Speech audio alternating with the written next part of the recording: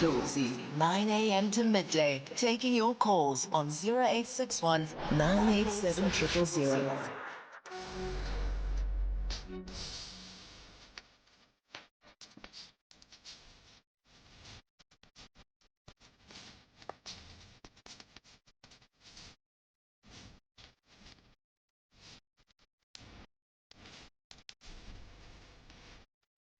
Sanbonani, welcome to Power Talk with me, Mbuyiseni Ndlozi. Hope you had a great weekend. Hope saphelele sonke sibuyile. And we are good. We are in good spirit for the week ahead. I'm having thoughts about Donald Trump, and I think we have to complicate a little bit of the conversation that is going around. I'm thinking here there are three things for which we must be welcoming with regards to the posture of Donald Trump. The first of all is, as we all know, he's one of the few, if not the only US president that never went to war. In a sense, frustrating the US military-industrial complex. And his stance on the war in Ukraine is something that peoples of the global south, and certainly South Africa's own foreign policies attitude has been based on. The war on Ukraine has to end. There has to be a peaceful resolution of that war, and the expansionist policies of NATO are based on an old order that no longer exists. Secondly, the reality is that US aid from the 1960s, even in recent times, has often been abused by the CIA, providing cover for all forms of interference in foreign governments.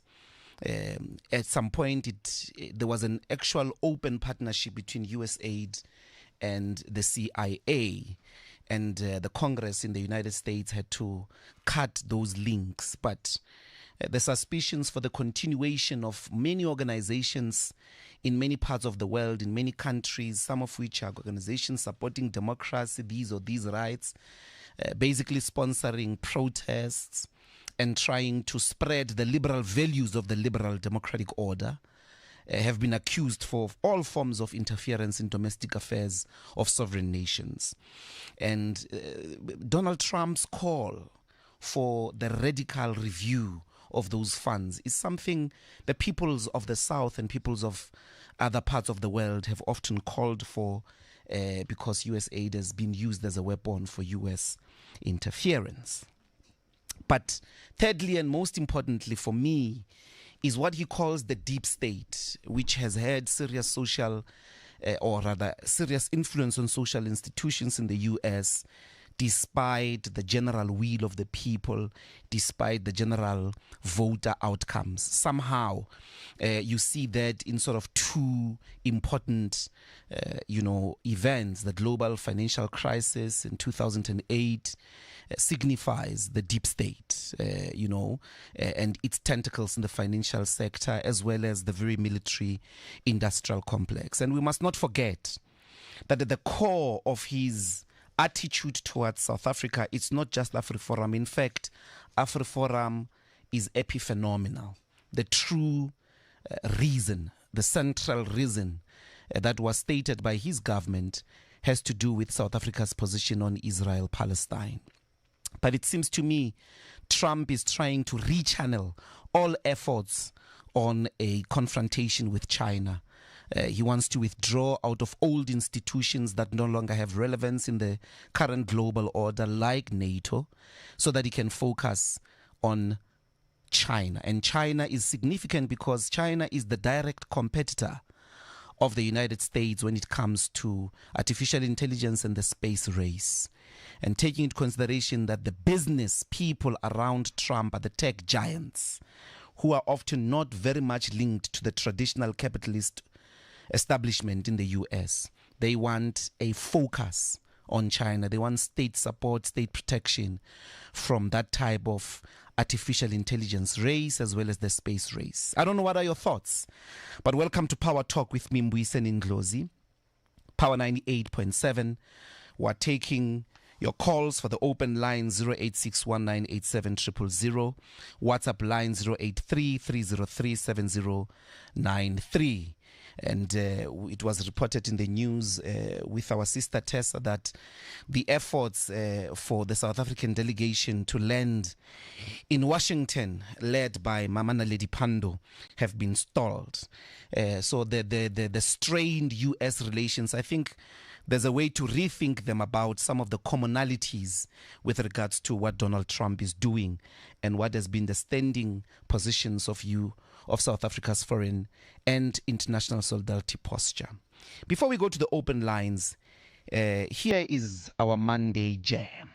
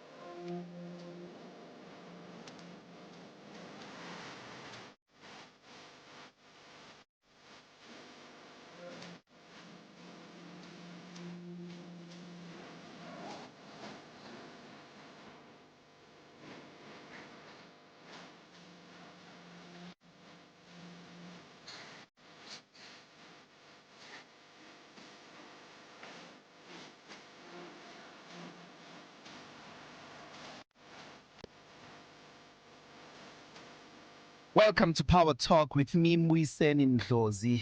We're taking your calls on 0861987000, WhatsApp line 0833037093. Later in the show, we will be speaking on the question of PEPFAR, which is a function of US aid with regards to the HIV treatment in the country. We've got several guests there, including some from the health department in the country. And then in the last segment, we're speaking to Naz Bwota, the legendary rugby player. But before we go there, we've got Babu Ngobo on the line, artistic director of the Johannesburg Theatres, just to give us his reaction on the death of Ethel Fugard, the legendary as well, a playwright, actor, and a great cultural giant and icon in our country. Babu Ngobo, welcome to Power Talk. Thank you, sir. Thank you. Yes, we thought we should give Power listeners your thoughts, your reaction, and perhaps your reflection on the passing of Fugard. I mean, very sad indeed. Fugard was all the way to his death the most produced playwright in the world. There's a theater in New York called The Signature on Broadway that almost produces a Fugard play every year. But when you look at the man, there was an amazing way that he was able to hoist the flag of this country. He was able to take the madness and the anarchy of the apartheid years and weave it so beautifully in a play and create biographies that are in collision in a play. When you watch his plays, they didn't sound like a lecture. He took you to a space where people collide and the conversation come out of that.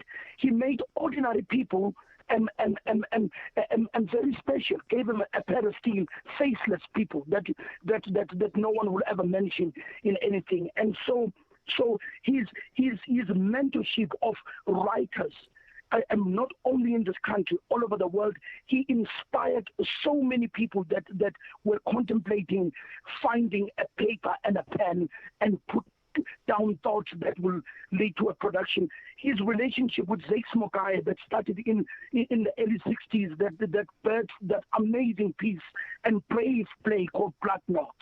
And the beautiful segue of all of this goes to Mamnom Shenkonyeni. He wrote Nongoko for her and wrote Bushman and Leena, one of the saddest stories that the world has ever witnessed, that touches on the degradation of a people in that pocket called the Western Cape, where vines are grown, and he just comes up with these two strand robbers who are absolutely in love with each other, but navigating and a huge machine that they're never able to fight, and they have to drink every night.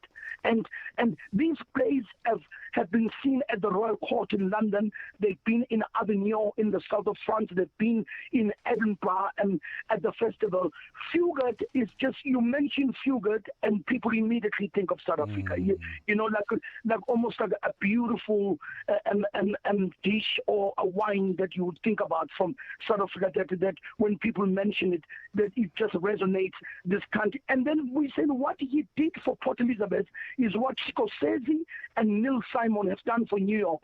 So all of his plays, Fugard, except for People Are Living There and Nongoko, are set in this town on the east coast of this country. He has introduced Port Elizabeth to the world. I know so many people, when they visit here, we always think people go to Sabi and Cape Town and things, and people want to go to Port Elizabeth to just see this city that was Arthur Fugard's muse, all his works, and you see this little boy, white boy, who grew up in opulence and witnessing the disparities of this country, people who worked for his mother, Magdalene Potgieter, in her restaurant. He realized as a kid that they come and at a certain time they must go. And that started him posing questions as to why must they go? Where do they go to? And these plays just pop out of that curiosity. Very powerful indeed. Will the Joburg theaters be holding any memoriam in his honor, or is it too early to raise the question? I'm going to sit with Exco now and the marketing team, because a year and a half ago we asked John Carney, he directed the Sizoban's Dead and The Island, and at the Soweto Theatre we did Nongoko, and just the beautiful interactions that we've had, being able to produce Bushman and Liela and being able to work on Blood Knot. I mean it's just the bravery of this writer to put a black actor and a white actor on stage and say they are brothers. The Blood Knot is they share a mother.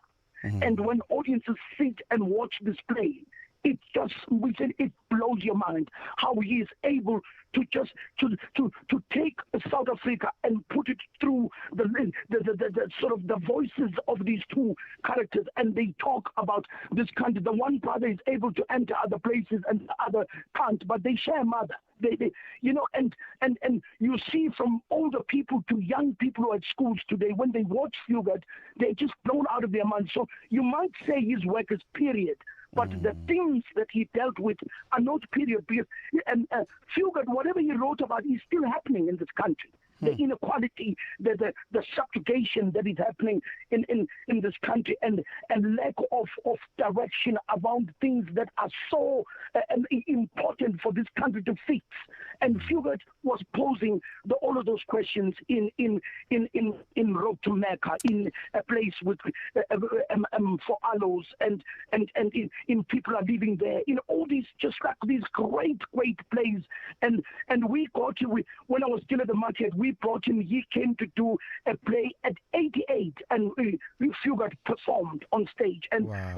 And people my generation never got to see Fugard and he did a piece called "In the Shadow of the Hummingbird," where he was reflecting on the South Africa that inspired him to write. There are stories that Fugard used to drive through the Karoo and just that beautiful beauty of it. I mean, the Karoo, sometimes you drive there as if you're on and you're driving through a painting, because it's just so amazing. And Fugard used that landscape of this country to write, and then he went and lived in San Diego for quite a while, and to write this play and looking back at South Africa and looking at the aspirations that he had as a young man from PE, as a young writer, and him being inspired by the Russian writers, the Greek writers.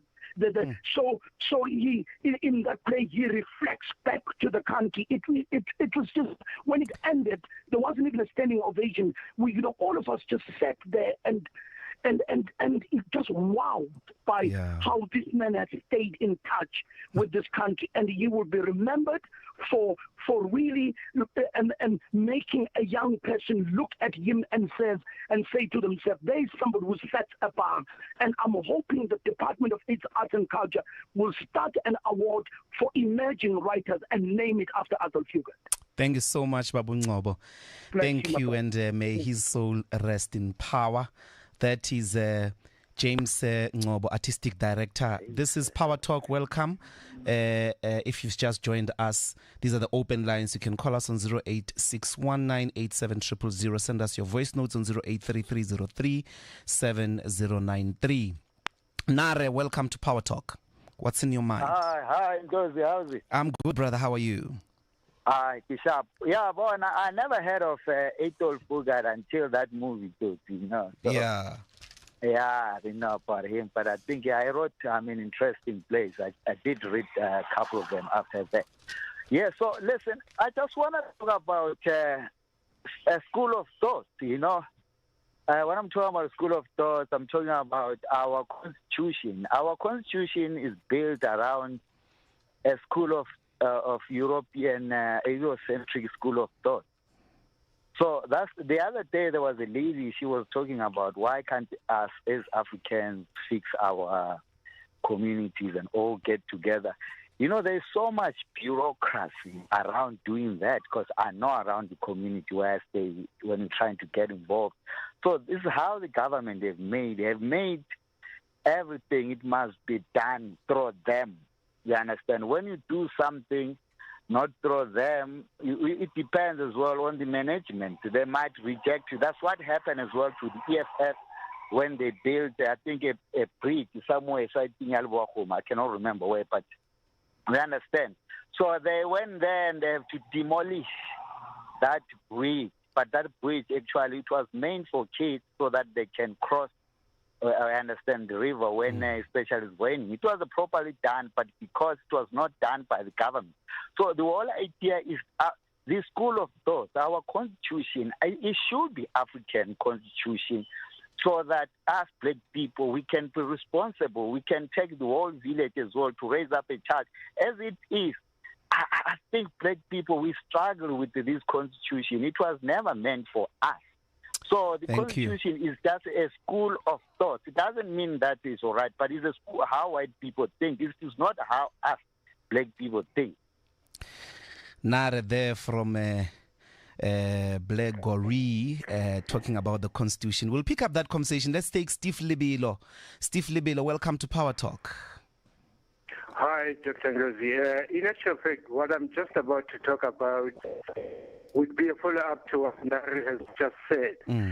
But mine is actually in response to an article in Politics Web that has sent tongues waving. It is an article that sums up the interview between Ruth and Tucker Carlson. And in this article, the author talks about the Azanian radical tradition, having infiltrated, is the word, the University of Pretoria, with black radicals who are calling for a revolution. And in fact, the mass murder of white people.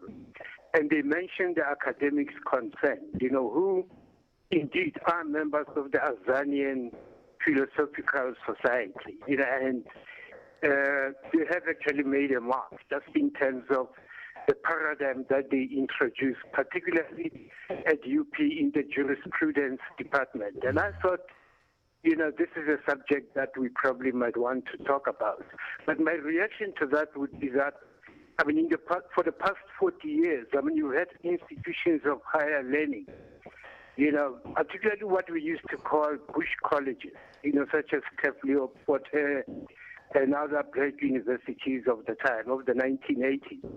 You had a whole generation of Afrikaner academics, who were pushing an Afrikaner kind of Christian opvoeding, as they call it, and when you come to the humanities, it was a mess. And all of these things, would have penetrated white institutions when black students started, being admitted into these institutions. And yet the black radical tradition as a paradigm, as a theoretical and intellectual paradigm for a discourse, never actually came to the fore until these three academics and a few others, hit the academic scene. And that becomes the reaction. Now, I know I'm actually taking things, just randomly, but I think this is a discussion that needs to be structured so that we can be able to locate. We'll certainly pick it up, Steve. We'll certainly pick it up. The African radical tradition of Azania and what it philosophically is. Is it really different to the West? Is it different to the East? And perhaps also, what is African or non-African about our constitution? Certainly this claim has been made very passionately in different circles of our country. Not to exclude as well Parliament, often mobilized to try and poke holes on our constitution. Precisely what it is, even I would be very much happy to hear about it. Let's take the headlines and we'll be back. We're still on the open lines. If you just joined us, this is Power Talk with me, Mbuyiseni Ndlozi. We're still on the open lines. We're going to take the headlines with Nompumelelo Ngubeni. Stay tuned. Thanks, Mbuyiseni. Good morning. The trial into the disappearance of 7-year-old Jocelyn Smith resumes this morning at the Western Cape High Court, sitting in the Saldanha Multi-Purpose Centre. Testifying as a fourth witness, Sergeant Maya Milstein from the Child Protection Unit told the court that after a week of questioning Jocelyn's mother, Kelly Smith, and her co-accused, he believed they were being dishonest. Smith, along with Jacqueline Apollos and Stefano van Rijn, faces charges of kidnapping and human trafficking in connection with Jocelyn's disappearance. Milstein further testified that during his interrogation, Van Rijn suggested that Jocelyn may have been sold for muti rituals. However, her investigation into the claim did not yield any evidence. The grade 1 learner went missing in February last year while under Apollos' care. No, well, it's not in dispute that they then made certain admissions to you. Those admissions are not in dispute. You may testify about that. My Lord, well, at that stage, both Ms. Smith and Mr. Apollos admitted to being drug users. They said that they used tip. It was further established by Ms. Smith that she had an arrangement with a local man that she would... It's not necessary. Don't go there. And President Cyril Ramaphosa has lauded late novelist and actor Athol Fugard as an extraordinary storyteller in extraordinary times. A Fugard who's renowned for his vast body of work, including Ndlozi and No Good Friday, died on Saturday at the age of 92. Here is Ramaphosa spokesperson Vincent Magwenya. Beyond the impressive body of work that he has left behind, Athol Fugard will be remembered for being an outlier amongst the millions of white South Africans who blithely turned a blind eye to the injustice being perpetrated in their name. More on these and other power stories at 10 o'clock. Power traffic. A very good morning to you. Let's check out what's happening in your roads. Starting off in Sandton, if you're traveling on Catherine Street westbound, you can expect queuing traffic. Those delays are clear just after you pass the West Street intersection. You can expect them as you're traveling towards the Sandton CBD.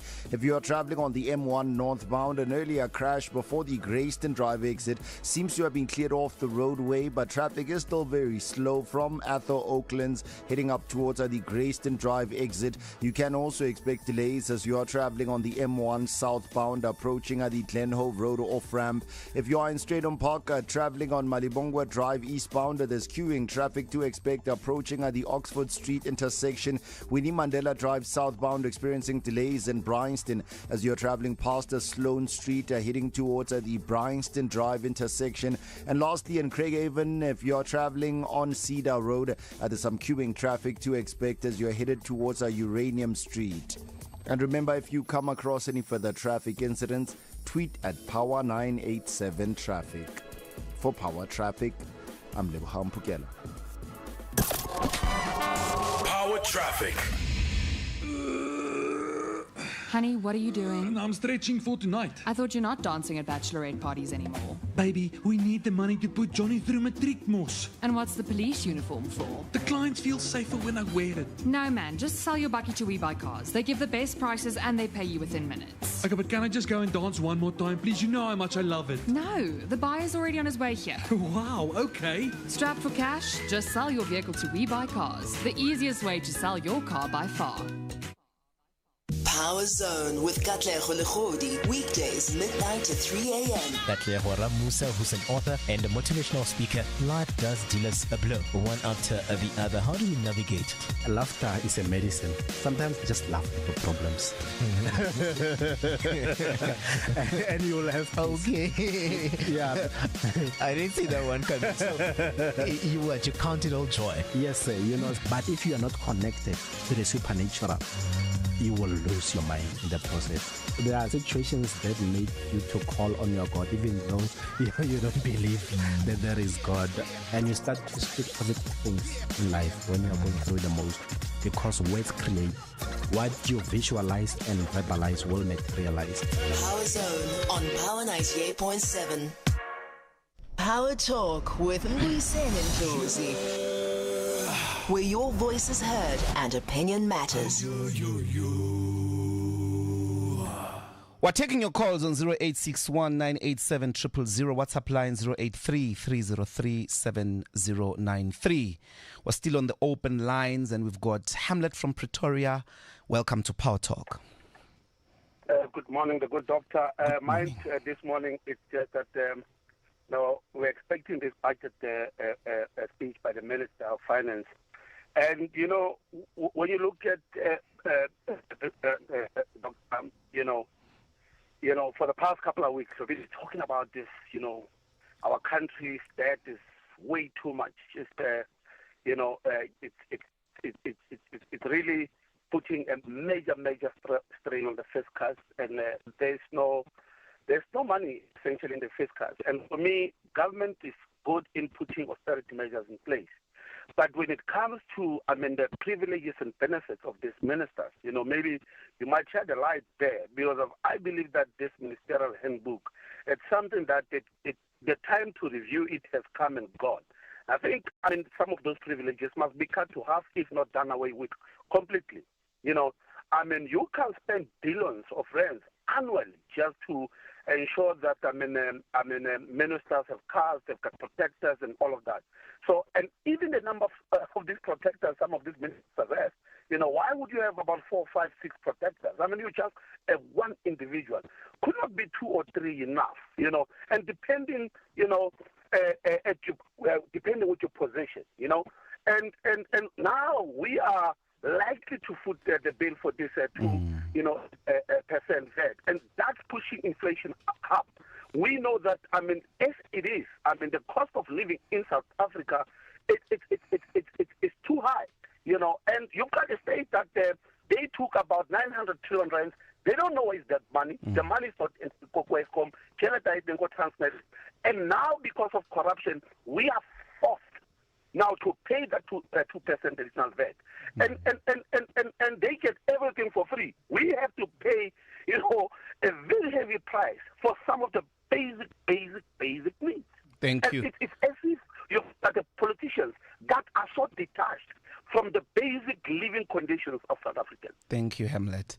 Certainly something to think about, particularly when the cabinet is so big, the cost of South Africa's cabinet and the conversation about increasing value-added tax doesn't really relate, doesn't really translate. And that is what Hamlet is talking about there. Let's take Khomotso from Mood. Welcome to Power Talk, Sisi. Good morning, Margaret. How are you? Very good. How are you?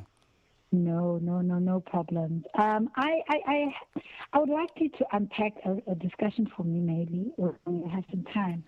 Last week when we were talking about the U.S. and the executive orders and the tariffs, wada. And I was just finding it so funny that, the IMF and them can talk about BEE when, had we not had BEE, Dr. Mbuyiseni, we would not have some of our black people affording the American products, et cetera, that are being used. And I think my question is always, for Rona as a people, why do we struggle to make a stand? Like, how the Canadians are like, American booze out of our shops, wada. If you're going to be difficult with us, we're going to be difficult with you. But Rona, no, we spend the weekend, we're drinking our Hennessy and Jack Daniels, and like, we are angry, but we are not angry because we don't want to, do the difficult things. I mean, you look at something like what's happening with the churches and the Target fast, and I'm still sitting there. And we've done this many times. We've seen racist things happening at restaurants, whatever, and you're angry in the moment, and you tweet and you call Power FM, but when you're supposed to take a stand, you're like, we don't want Rupert Marin, I want my black cat peanut butter. This is what I'm going to use. And you're like, how are we trying to move forward as a people and stop throwing things at the hands of government and party politics, which at the same time we are saying are getting us nowhere, Yeah. So if you can unpack that maybe sometime later, I would really love to engage in that kind of conversation. No, we'll certainly do the Khomotso. We'll do Khomotso from Mood. And then we've got Tsepo from Pretoria. Welcome to Power Talk, Tsepo. Yeah, my brother. Baba. Yeah, look, my brother, I listened to the minister, ANC Minister of Finance, telling us that if he's not allowed to increase the VAT, he's going to take from us.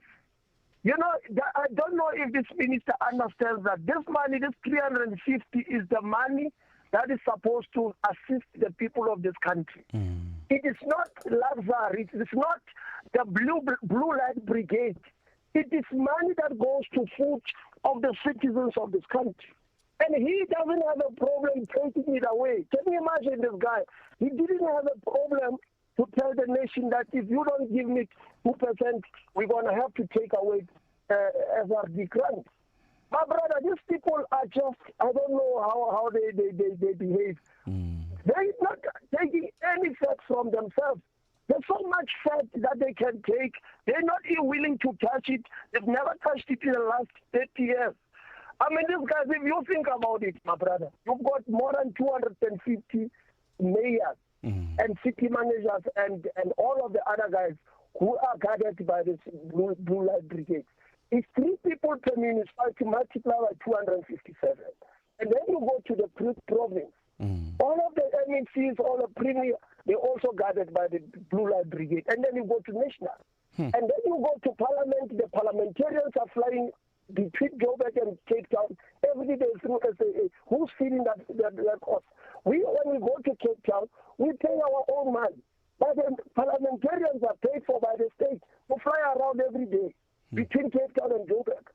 This thing is sad. That new government needs to cut where there's a shortfall. They're not willing to touch that. Minister do not want to come on TV and tell us we want to cut the fat from ourselves. I mean, why do we have more than 256 municipalities in such a small country? Yeah. I mean, US, if you look at US, all the states, they do not even get to 200 to 150. We are the poorest, but we've got 257 municipalities. Thank you, This is sad, my brother. These people need to cut the fat and leave us away. This 350 rands is really at least money that the people of this country can say, we now enjoy government. It's just 350. Thank These you, guys have been eating non-stop for the last 30 years. Thank you, Tsepo. That's Tsepo there complaining about the cost of doing politics. Certainly, the support that goes into politicians vis-a-vis the VAT. Something to think about. I don't know if the numbers balance, but it does. If you are a leader, you must be concerned about the support base that the fiscus is taken to support political lives, politicians, and all of that, and you wake up and say you're going to increase VAT in an already expensive economy. If you've just joined us, this is Power Talk 98.7 with me, Mbuyiseni Ndlozi. We are taking your calls on 086198700, WhatsApp line 083-303-7093. We've got Moses from Bremley. Welcome to Power Talk. Morning, Mbuyiseni. Morning. Yeah. You know, I've been listening to this talk of our mayor in Joburg and the president talking about renewing Joburg, bringing it to the glory days of African world-class city. It's just a fallacy. These people are just talking, you know. You look at Joburg, you know, Mbuyiseni, when some years back, you know, dating from apartheid, when you are coming from Soweto to Jozi, that was a pride. You want to look at your best, dress. It's like you want to look at the top. But now you look at Joburg, when you go there, it's just another thing. It's another a city in Africa, you know. It's like we must just fence it and rename it. It's no longer our Joburg that we know back then. So when these guys are talking that they want to do 1, 2, 3, when they are still having the culture of stealing from us, even if the money can be budgeted for renewing Joburg, you know, these people will put their dirty hands on that money. They won't. You know, we don't have caliber of leaders that are there to serve citizenry of this country. They are there to self-serving themselves, and they've proved it time and again, and we still believe in these people. No, South African, come on. We must think otherwise. Mina Futi, I'm tired. I've been advocating for that. We need to go back to our way of organizing, whereby during apartheid, when things are not happening, we used to say, for maybe for today. Mara, with this government, because we cannot solve them unless we do something drastically. Thank you, Moses. Maybe we close the country for a week. Thank you, Moses. And see to it that we put people who are, we've got a lot of people, nicer people like you, who can think of developing the country. But they are no longer closer to the budget, closer to finances. All I'm showed, they are there. I'm showed, I'm a trailer. Thank you very much, Moses from Bremley, complaining there about the city renewal in Johannesburg, finding it very difficult to believe if indeed it will roll out. Let's take Neo from Midrand. Welcome to Power Talk. Hey, Dr. Baba. Hey, Talk. one is a comment and another is a question. The question is for you. First one, in Europe, Romania, they barred a candidate who won the first round of election last year, November. After he won, they cancelled it. After cancelling it, they rescheduled. After they rescheduled, now they're saying he cannot run. Simply because he's opposing their views. He's anti-NATO. They cancelled him. And then EU said absolutely nothing. Then they're going to come and lecture us about democracy. Talk about hypocrisy. Number two, so a tweet regarding Ramaphosa as the most pro-SA president. Ne? As the what? The most pro-South African president. Most pro-black people in South Africa. Okay. So from my perspective, this guy was part of the 10 wasted years in government. Ne? Zuma administration. He was there. And then his first term, every day he gave us a load shedding, which caused havoc throughout particularly black economy. Based on what would you conclude that he's the most pro-black ANC, pro-black ANC president? From my perspective, he's killing the ANC. You know, somewhere will say it was killed by Zuma. But even today, Zuma is not being charged with destruction of SA economy. This is amazing. This is something that I'm unable to comprehend, Doc, that Zuma is the one that destroyed South Africa, but Zuma is not being charged. But this one, the current president, is the one that gave us load shedding. Even today, we're still getting load shedding. But somehow you come to a conclusion that this person is the most pro-black ANC president. So perhaps Doc maybe might enlighten. Besides Pila, besides NHI, besides those two, based on what one conclude that this is the most pro-black president. Today, his minister is advocating for an increase in VAT. All these moves are anti-black. Thank you, Nell. Let's get in others. Yeah. Thank you. I will definitely do that. The open line is mostly a platform for your views, but I don't think the tweet you read it properly. It was not about which president is more pro-black than the other, but I certainly will review it and restate it in a way that assists a perspective and to understand on the foreign platform what Ramaphosa has been doing. Let's take Phukuletso from Skukuni. Welcome to Power Talk. Mbuyiseni ngwana go tsile kae? Re tsile le kae ntate? Ai re tsogile man. We can not level with Sheva Fana ngwana go. Yeah. Pipi. Yeah. Considering gore maisa ba a shogane a lebane le batho ba ile gore timi batho ba tsana le Mohammed Salam ke batho ba ile gore ke di international players. So o ka level papadi ya Egypt ile bafana ke ile ba pala ka di local players man. So also or sanjo fa credit go PSL agolo and that the Kosa for doing exceptionally well man. No, thank you, Phukuletso. Certainly, let's align ourselves as the show here to congratulations motion to Bafana against Egypt. They did well there. If you've just joined us, we are here on Power Talk with me, Mbuyiseni and Ndlozi. We are taking your calls on 08619870000, WhatsApp line 0833037093. Trish from Montana, welcome to Power Talk. Hello, the black comrade, baby of the country, the one that we love most. You know we love you, Doc. You know you are loved. Thank you.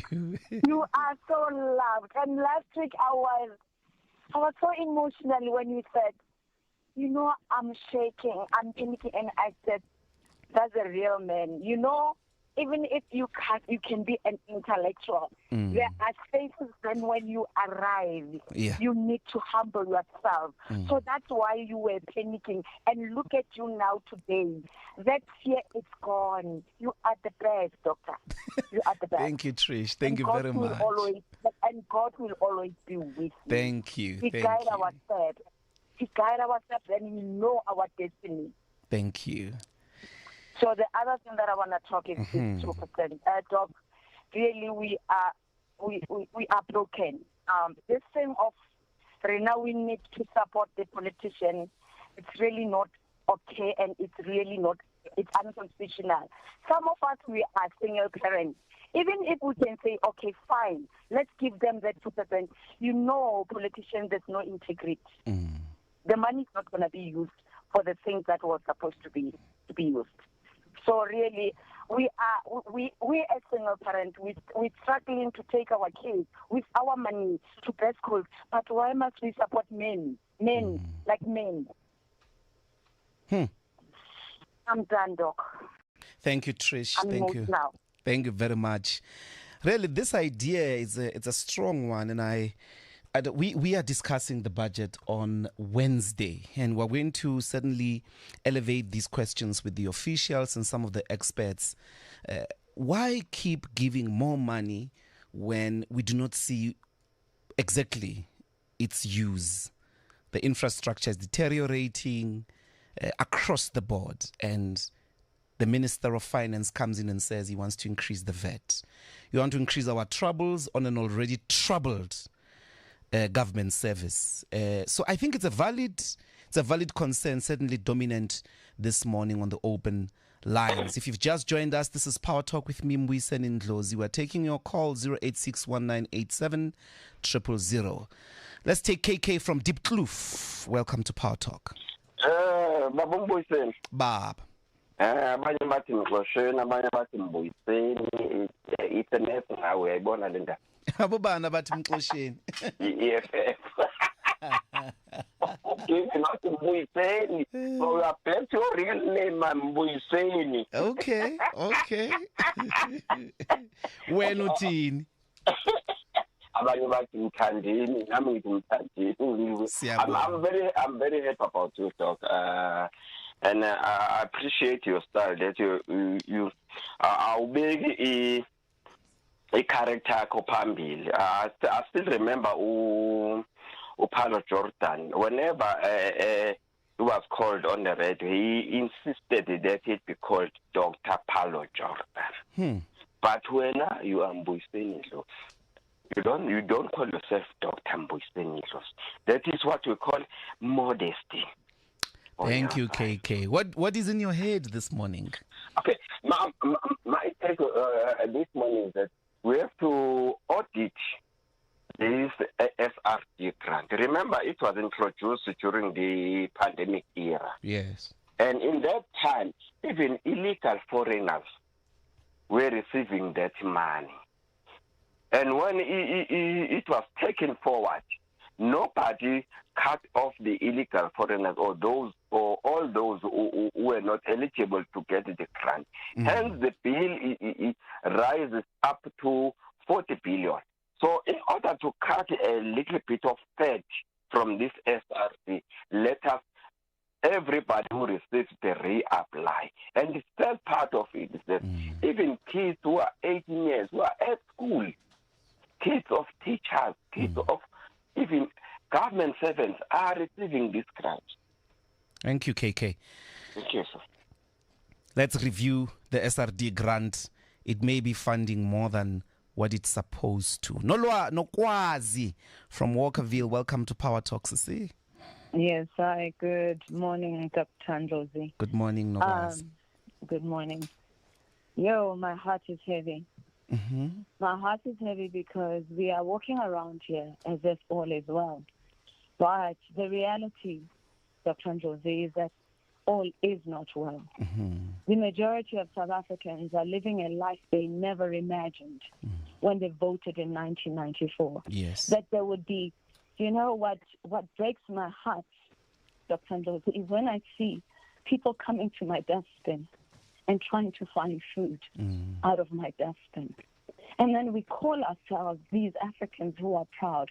We call ourselves this leading nation on the African continent. How?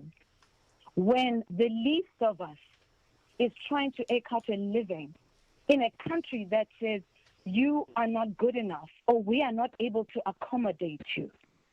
Yet you can be illegal in this country and live a better life than the citizens of this country, the very citizens who went through apartheid and discrimination. And so where I stand, Dr. Ndlozi, is here. South Africans at some point are going to revolt.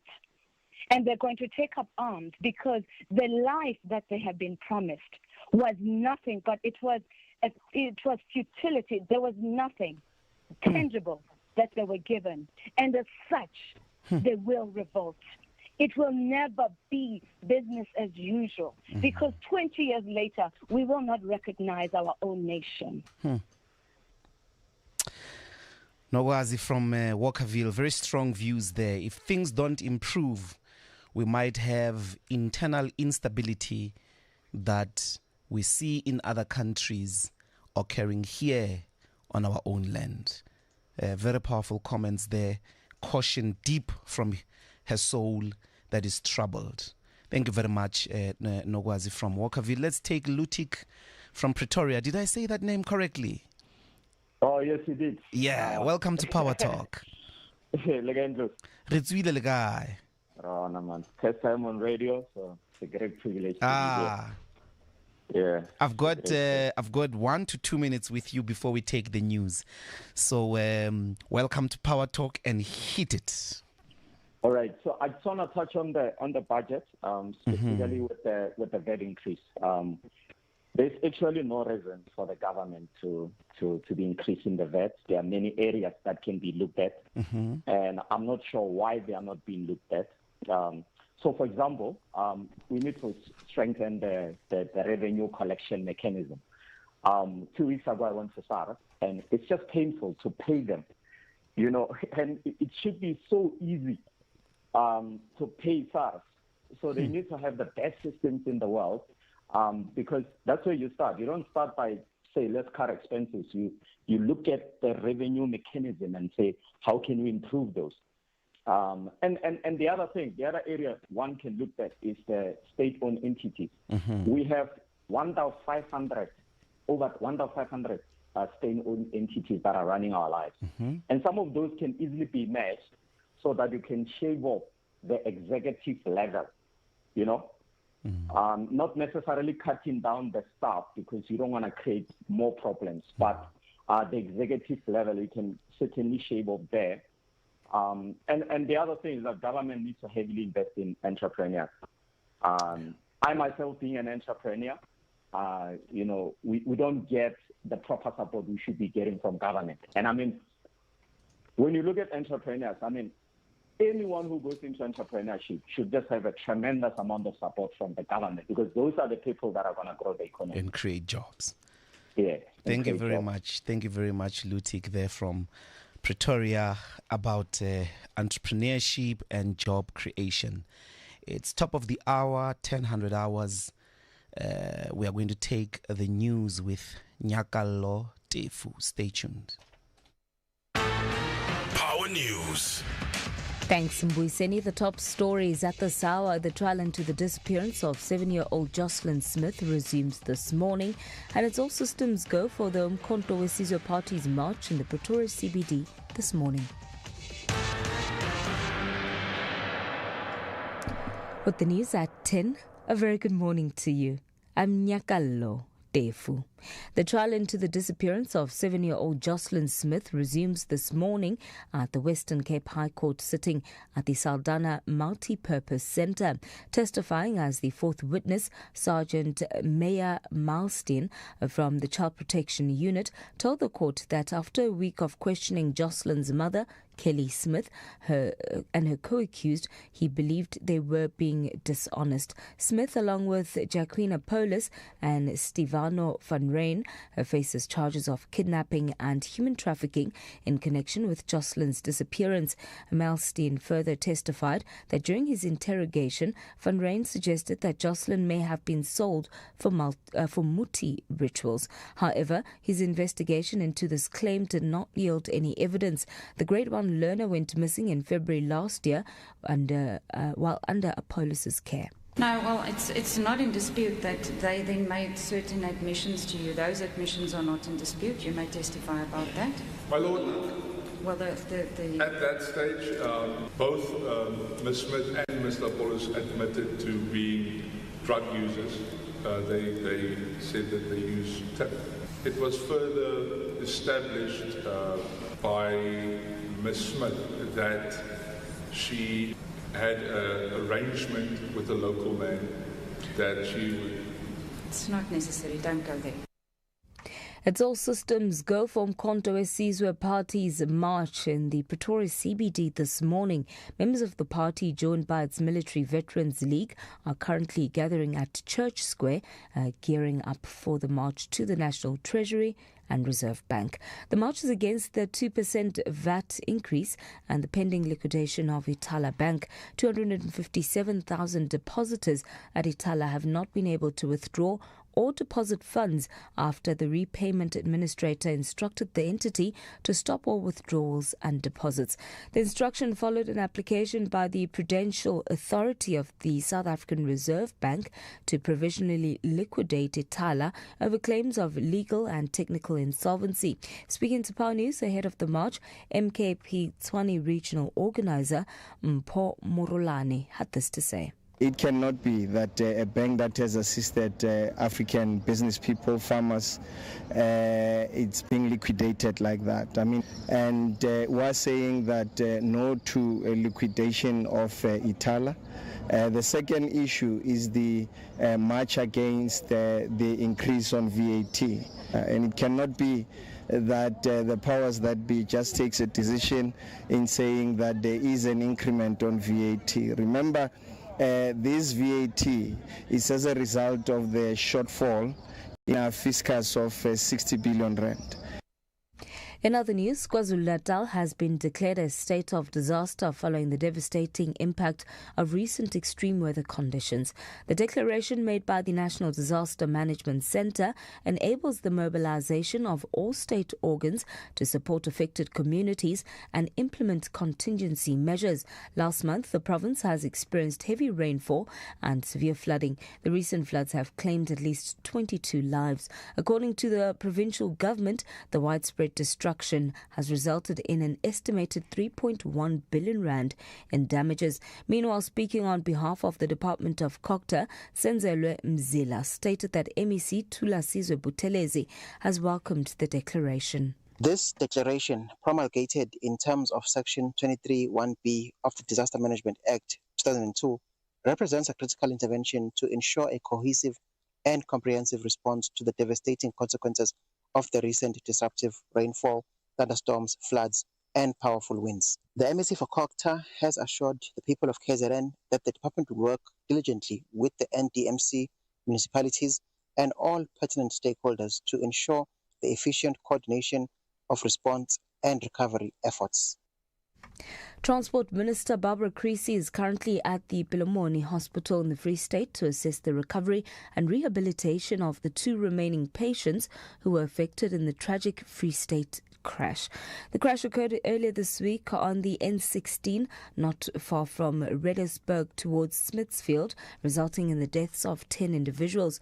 20 other patients of the crash who had been admitted at different hospitals in Mangaung have since been discharged. Speaking to the media just outside the hospital, Creasy offered her condolences to the 10 families who lost their loved ones. I want to take this opportunity to once again express my sincere condolences to the 10 families who lost loved ones in this tragic incident. According to the facts at our disposal, and you would understand that this accident is still under investigation, the PRASA bus, which was a Mercedes city-to-city bus owned by Autopax, a subsidiary of Prasa, was carrying 33 passengers when it was involved in a sideswipe with a Volvo truck. Creasy expressed confidence in the 2 remaining patients to recover adequately. Based on the medical reports from the medical staff, we remain hopeful that the 2 patients who are in this hospital at the moment will make a full recovery. A look at your financial indicators. The rand is trading at 18 rand 25 cents to the US dollar, 23 rand 52 cents to the pound, 19 rand 78 cents to the euro. Gold's trading at $2,914.60 a fine ounce. Our Brent crude oil is at $70.35 a barrel. Recapping the top story in Power News at this hour, the trial into the disappearance of 7-year-old Jocelyn Smith resumes this morning.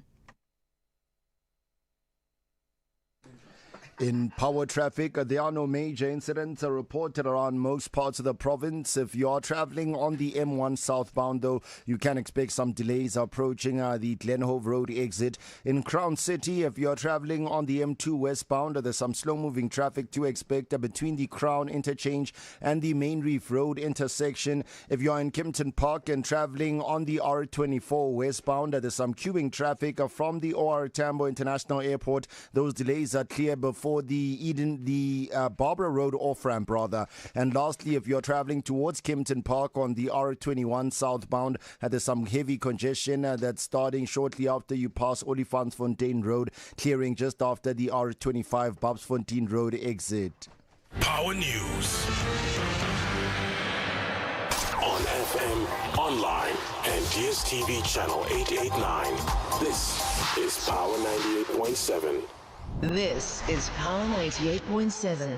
And now you're listening to Power Talk with Mbuyiseni and Ndlozi, 9 a.m. to midday, taking your calls on 0861 987 000.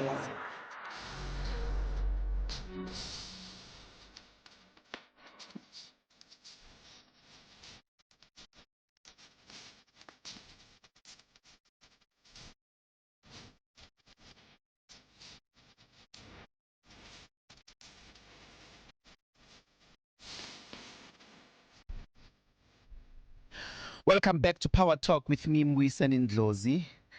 We're going to open a conversation now about the U.S. President's emergency plan for AIDS relief, what is called PEPFAR, that was initiated by President George W. Bush. And it has been suspended in terms of funding, and it affects our response to the HIV pandemic in our country. And certainly this is part of President Trump's general suspension of U.S. aid, not just in South Africa, but across the world. He has called for the radical review of the programs that fall under U.S. aid. And in this case, PEPFAR is one of them. We've got to discuss this.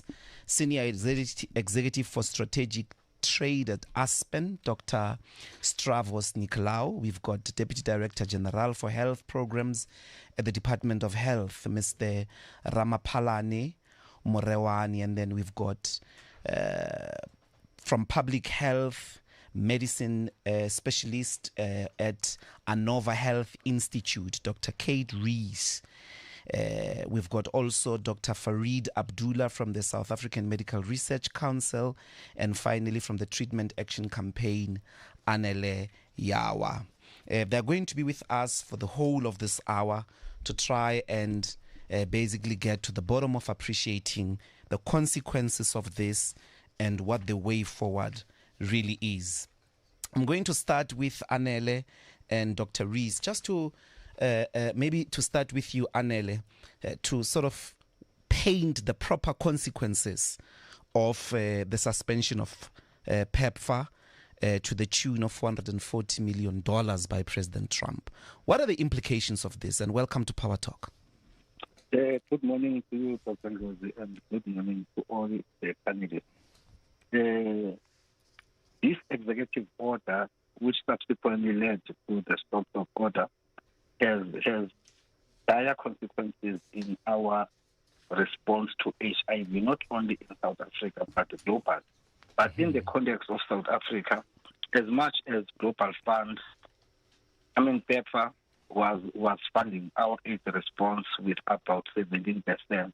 But when we look in terms of numbers as well as the work that was being done, like for instance, more than 15,000 healthcare workers who were hired through this program and who were seconded within our public health system have been laid off.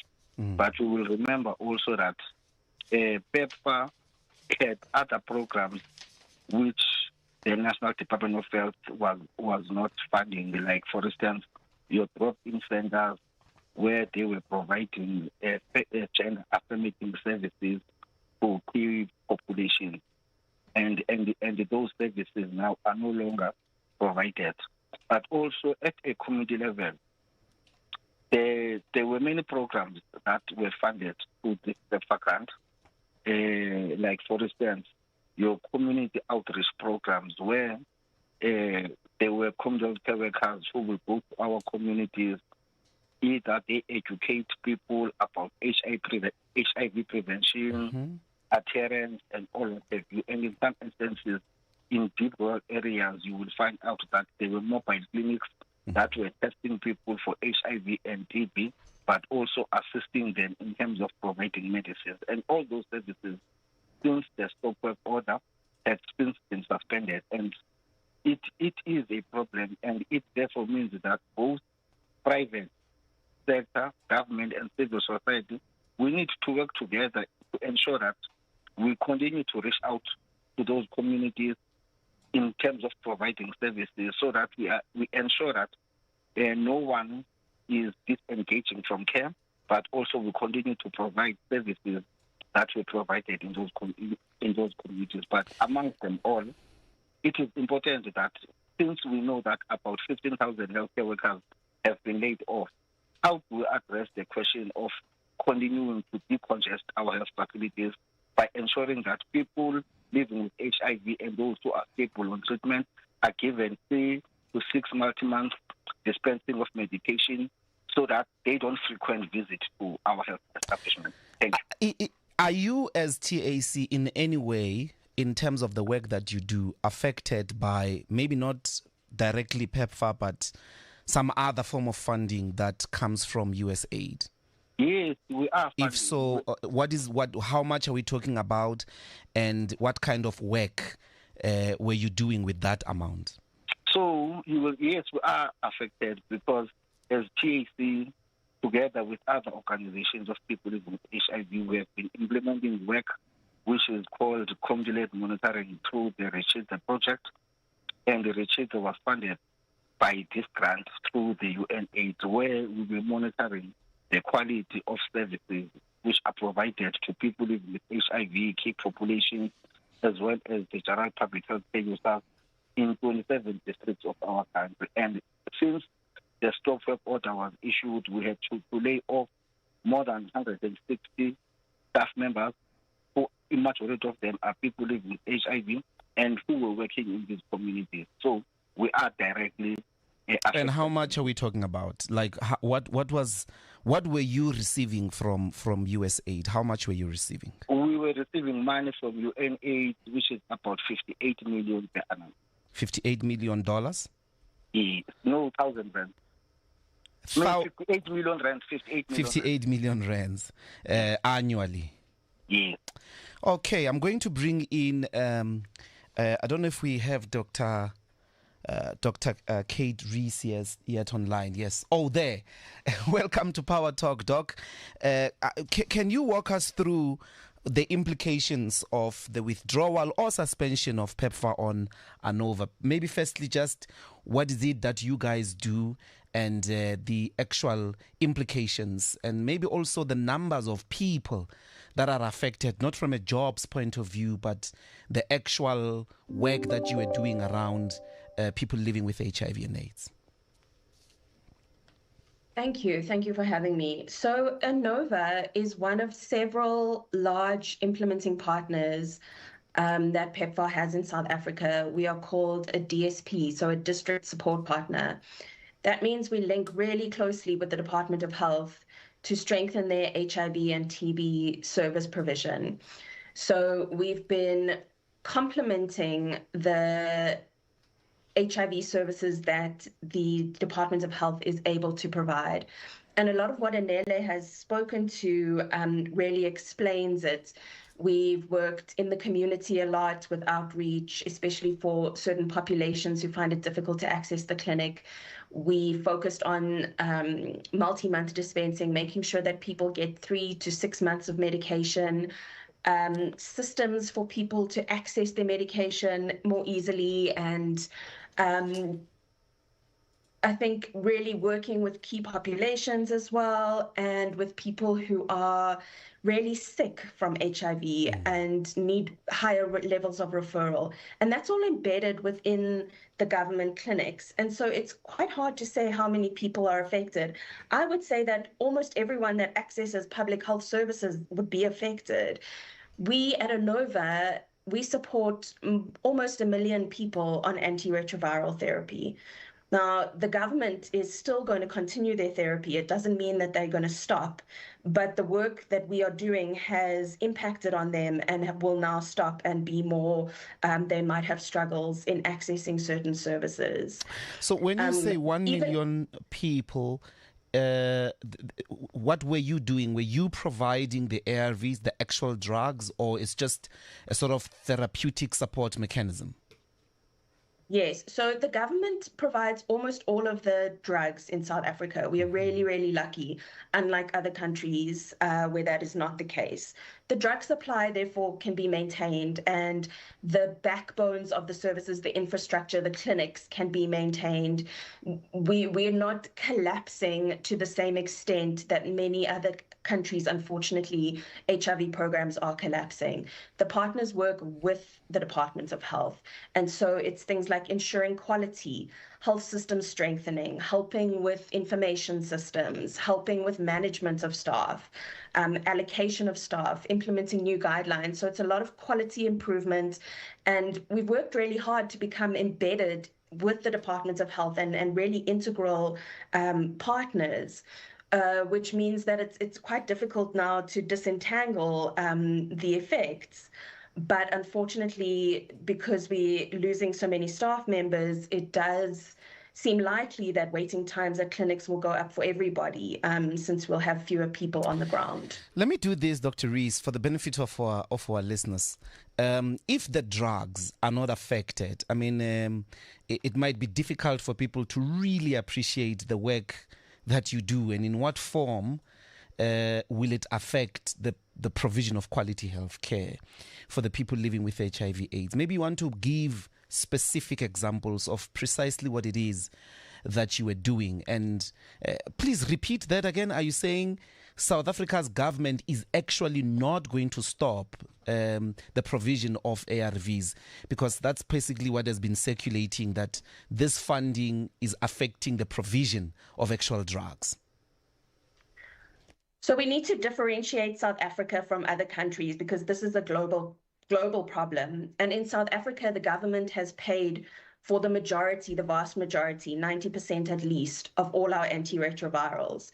That is not going to stop. That is budget that we have already approved for that. And so that will continue. In other countries in Africa, the story is a little bit different. And so globally, what people are saying is that the provision of ART has stopped and has been halted and is in a really precarious position. In South Africa, we're in a very different position where we will still be able to buy the drugs. The clinics are mostly still open. The kind of standard primary care clinics are still open, and anyone who's living with HIV could, in theory, go into those clinics and get medication. So we're much better off than many other places. However, there's a lot more to providing healthcare, and especially chronic healthcare. People with HIV must take medication for their whole life long. There's much more to it than just handing a packet of drugs out. So partners provide thousands and thousands of counselors. Counselors spend time with patients, they understand their problems, they understand their needs, they help them to tell their partners and their families about their HIV status, they help them to come to terms with their HIV status, they help them if they're struggling to come to the clinic and they try and make a plan for them. So there's that really strong relationship with counselors, and a lot of counselors will be lost, thousands and thousands of counselors. So how much did your entity, in terms of numbers, how much are we talking about? In what tune are you affected by the suspension of this funding? I don't know our financials off the top of my head, but what I do know is that we have lost about 3,000 healthcare workers. Those are people who were either doing counseling, data capturing, nurses, working in clinics, or the people that manage them. And that management element is actually crucially important. And unfortunately, the Department of Health is really going to struggle to replace those staff members. If you've just joined us, this is Power Talk with me, Mbuyiseni Ndlozi, on Power 98.7. We're speaking about the USAID entity PEPFAR, which was supporting people living with HIV and AIDS. Before I let you go, Dr. Rees, do you have any alternative plans and strategy to sort of replace this funding? So, I mean, there's a lot of different aspects. And I think if we talk as a country, we need to look short term, medium term, and long term. And short term, we need to be looking at quite urgent replacement of funding. We're never going to replace all the PEPFAR funding. It's a huge amount, but we really need to be focused on getting emergency funds into priority programs before they start to collapse. I mean, I think they already have started to collapse, but, you know, it is so much easier to break something down than it is to build it up again. And so emergency funding that we can access either through Treasury, through the private sector, through other donors coming together, just to keep these really key priority programs floating so that we don't have to build them all back up again at much greater cost and effort. And then more looking at a kind of more medium, longer term, there's a number of things happening.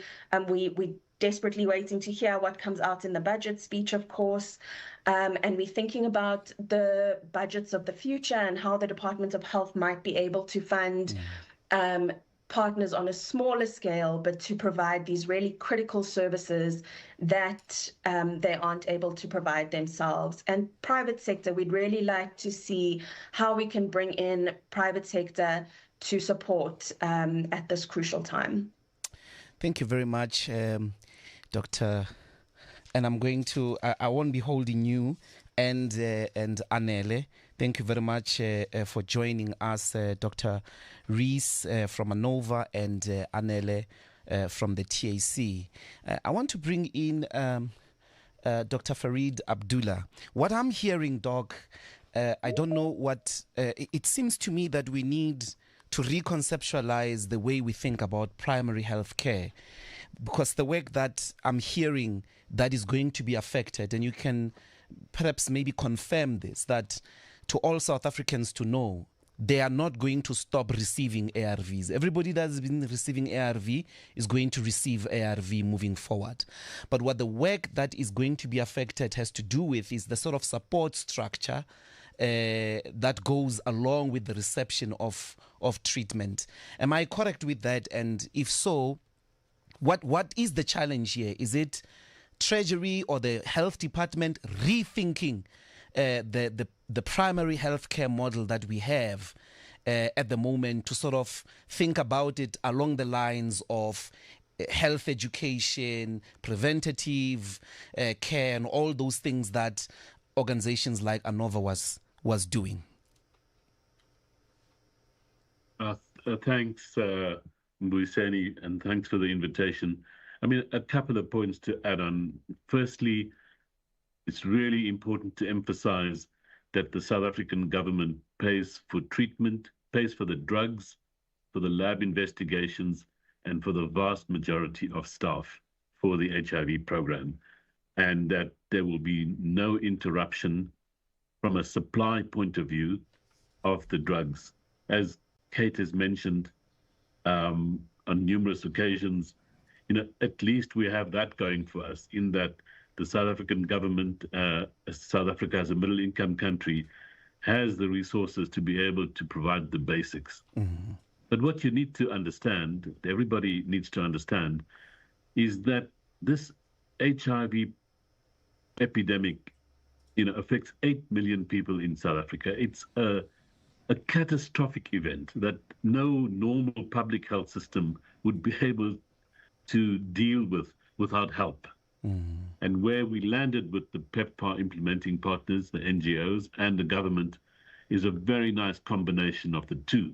So I'll give you some specific examples, because I think you desperately want to hear about that. Right? Yes. Now, of the almost 6 million people we have on treatment, drugs paid for by government, lab tests paid for by government, delivered in public sector facilities, about 1 million are not coming for their treatment. That's a massive problem. They're not being retained in care. They're failing their treatment. They've been started on treatment, and they're ending up in hospitals in a very sick state. And as the MRC showed last week, HIV is still the biggest cause of death in South Africa. 23% of South Africans are dying from HIV. Mm. So these partners go out and find these people. It's a massive operation. Find these people, bring back to the facility through counseling, through calling these people, and I think there's a bit of a lack of appreciation of the complexity of delivering HIV treatment to 8 million people. Under any circumstances, the public sector will be strained in any country, even in a developed country that would struggle to provide treatment. I'll give you another example. A lot of key populations, men who have sex with men, sex workers, adolescent girls, drug users, they do not come to the public sector facilities. So in the case of ANOVA, I'm speaking on behalf of Kate now, there's a dedicated clinic in Cape Town called the Ivan Toms Clinic, which provides services to gay men, and that has been shut down overnight. So all those people going to that facility are not receiving it any longer. And in the HIV world, unless you actually go out and find the key populations, you'll be missing a big part of this. And in the question, case of gay men living with HIV and AIDS, they don't go to public facilities largely because of stigma. Am I right? Exactly, and the same for adolescent girls, and the same for drug users, and the same for transgender women. These are the key populations, and PEPFAR has been forthcoming to say, okay, we will cover this gap. We will provide these services because they require work with the NGOs. So let me take a quick step back. How come have we ended up in a situation where PEPFAR money goes to NGOs? You would think that a substantial portion should go to government.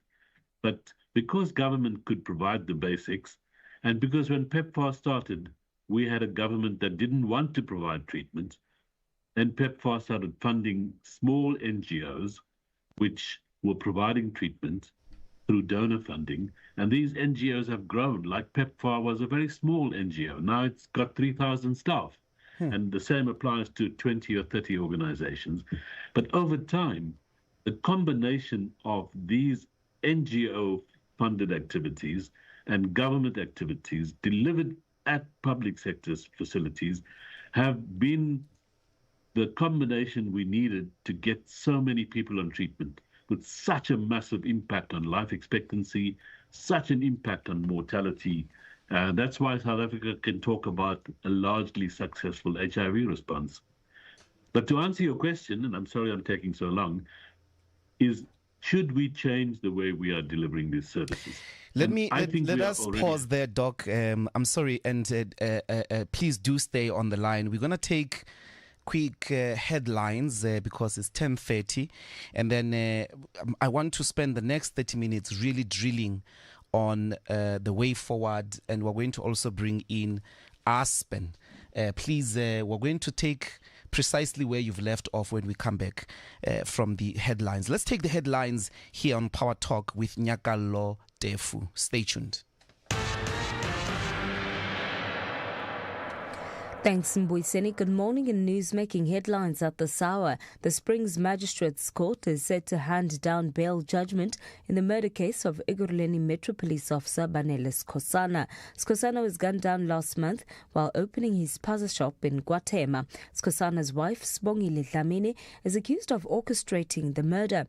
Dlamini, an alleged hitman, last week told the court that they were tortured by the police to make falsified confession statements. Both the accused intend to plead not guilty on all charges, but State Prosecutor Advocate Albrecht Klassen says obtained cell phone records show that the accused were in constant communication days before the fatal shooting. Accused number 1 was identified by witnesses on identification parade. Further investigation revealed that applicant hired accused 1 to kill her husband, the deceased.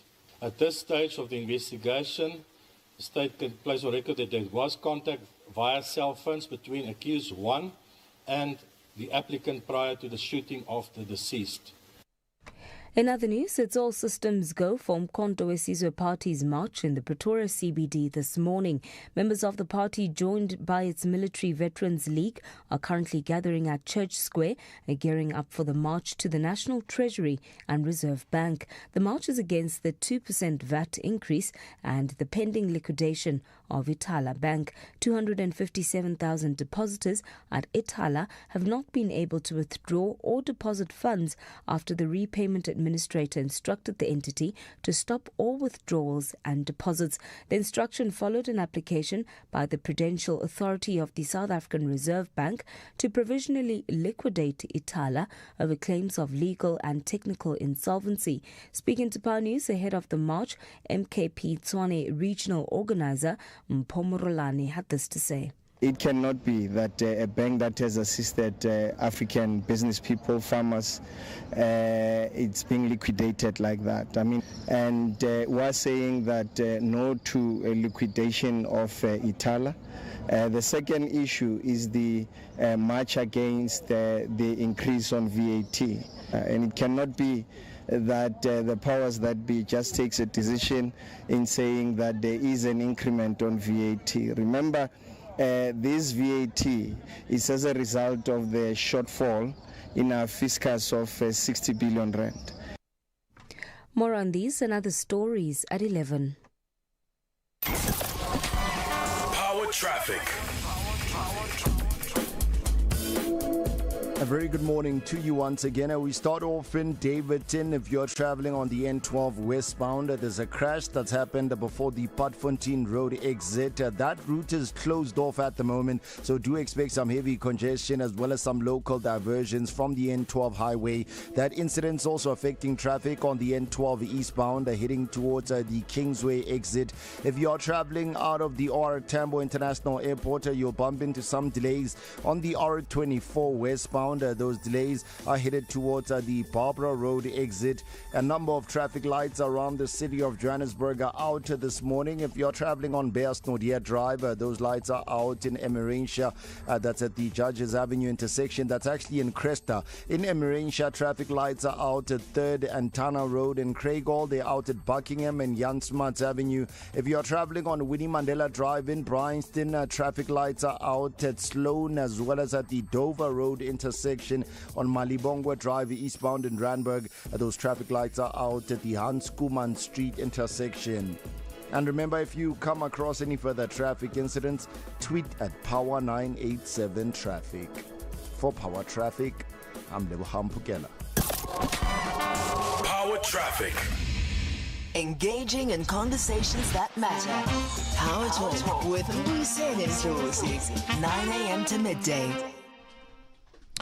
Welcome back to Power Talk. We are still speaking and discussing the question of PEPFAR and its implications that Donald Trump has suspended in South Africa, people living with HIV and AIDS, and our general HIV and AIDS program. Dr. Abdullah? Yes, thank you. I should just add a few quick things on the impact. One is that, you know, HIV and tuberculosis go hand in hand. And I think that a lot of people haven't pointed out that the impact on our TB program will be equally devastating. Now, I co-chair the TB think tank with the Department of Health, and we estimate that about 500,000 fewer TB tests will be done in South Africa in 2025, and about 50,000 fewer treatments for TB will result from these cutbacks. So a big impact on TB. I work at the Medical Research Council, and I can tell you that some massive grants for cutting-edge research have been affected.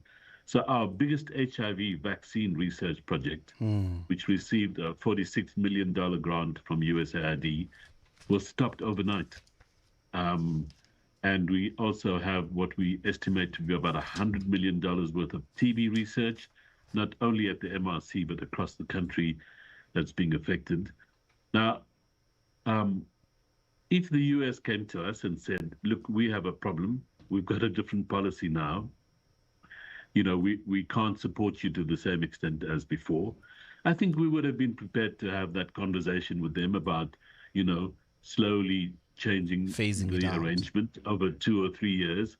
But what has been rather brutal, you know, and done in a callous manner has been this immediate suspension of everything without an understanding of the impact it will have on lives, on research. When it comes to research, this research is not only for South Africa. This is global cutting-edge research, like an HIV vaccine or a new TB drug developed in South Africa that's made for the whole world, including the US.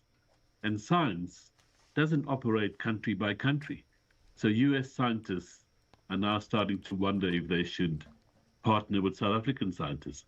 That's a massive setback for the global scientific process, you know, for progress in general. I'll come back to the vaccine because I do have a big interest in it. I want to bring in Dr. Nicolau from Aspen. Doc, firstly, did you have any, as a company, did you have any funding that, or any forms of partnerships with PEPFAR? Dr. Ndlozi, firstly, good morning. Good morning. Thanks, good morning to you and all the panelists and the listeners. No, we've received no funding from PEPFAR. But it doesn't mean that as a proudly South African company, we don't have an interest in the conversation that's going on. I think to try and place things in perspective, there are 3 streams of funding from the US. The PEPFAR, USAID, and the 2 are interrelated. And then there was a contribution from USAID to UNAIDS. So it's kind of a triple whammy here for Africa. And I'm going to speak in the African context. And Africa is going to be far more and worse affected than South Africa because countries such as Zimbabwe, Zambia, Mozambique have a far heavier reliance than we do here in South Africa. On PEPFAR. On PEPFAR. Now, what are the consequences that I see? And I'm not painting a picture of absolute calamity. This is rather a call for us to come together and find solutions and to roll up our sleeves. But we need to do that with urgency and in a pressing fashion. So the consequences are threefold, in no particular order of preference. The first is if African programs are disrupted, which they are going to be, we're already seeing this, and there are a number of papers that are demonstrating the impact, you can expect more patients to migrate north into our provinces here in South Africa. So that increases the load on the public health system. And provinces in particular that are affected are Mpumalanga and here where we are in Gauteng. So there's an additional burden we're going to have to deal with here. That's the reality. From the north. From the north. And I'm citing specifically Zimbabwe, Zambia, Mozambique, because they have... Swaziland. They have a 90% plus reliance on the American funding for their HIV programs. The second impact is what Farid spoke about, which is the impact on our clinical research and our clinical trial programs in this country. One of the things we can be immensely proud of as South Africans is that we have developed amongst the best expertise in the world around HIV, AIDS and TB research and R&D capabilities, clinical trials, and these are also an income generator for the country, but they also keep us cutting edge. They profile our country in international markets, and if these programs, research programs and otherwise, grind to a halt, it does have a significant impact, not only for South Africa but for the whole world. And I want to stress here, Dr. Ndlozi, that bacteria and viruses know no boundaries. Okay, they hold no passports. They migrate and travel anywhere and everywhere, and it's not in anybody's best interest that South Africa's research clinical trial capability is dented in any form or shape. So we need to address that with urgency. Number 3, and the final point I wanted to make, let's consider what the impact is going to be on the ground here in South Africa. So remember, we're getting around $400 million US dollars worth of funding on average. It's been going on for many years from PEPFAR to support our HIV programs. I'm saying support because we do not have the same reliance as the countries I mentioned earlier. Okay, now, the first thing that needs to happen is the health department is busy or seized with an audit to understand how many people are involved, what are the services exactly that are involved, and where can they be diverted to. Okay. Secondly, I want to be clear and support what Farid, my colleague Farid, was saying. South Africa buys its own antiretrovirals. Unlike some of the other countries I mentioned, we have no reliance on somebody else to fit the bill for the ARVs. And you as Aspen obviously produce antiretrovirals. We do, and I think one of the concerns is that we import most of our antiretrovirals into South Africa, which is a different debate for a different day, because we have the biggest HIV program in the world. Yes. There's around 5.5 million patients that receive on a monthly basis, day by day, a pill, and it's very sad that we import most of those pills from Asia. It's a different conversation. So the local production capacity of Aspen hasn't matched the demand. Correct. And it's not only Aspen, because there are others that produce ARVs in South Africa. And what we should be doing is we should be leveraging our local capacities and capabilities in a much better fashion, so that we not only give security of supply. We saw what happened during COVID. India shut its borders, Europe shut its borders, Africa was at the back end of the queue. We cannot afford that again. We have to continue enhancing our local capacities. Direct question, is one of the solutions a complete sort of zero VAT? How do you think that would have a massive sort of impact if there was zero VAT on ARVs? I don't think it's going to have a huge difference. I see. I'll because they are not privately consumed. Correct. Yeah. Correct. So it's not really going to help us. I think if we are looking at reimagining, what is it that we can do? We've got a crisis now to deal with. The first thing is we need to look internally, and we need to say, well, is there a prospect? And you've just come from Parliament, you'll know this far better than I do. I think we need strong consideration around budget reprioritization and efficiency determination. I think that's the starting point for me. The second thing is, can other donor funders in the interim bridge the gap? Okay, and I'm saying only the interim, because I never want us to be dependent on foreign aid, because we've just seen what happens. We've seen it not only with this but with other things. So we've got to paddle our own canoe in future. But that means that you've got to bridge an immediate gap and then work out how you sustain this on your own in future. How do we do that?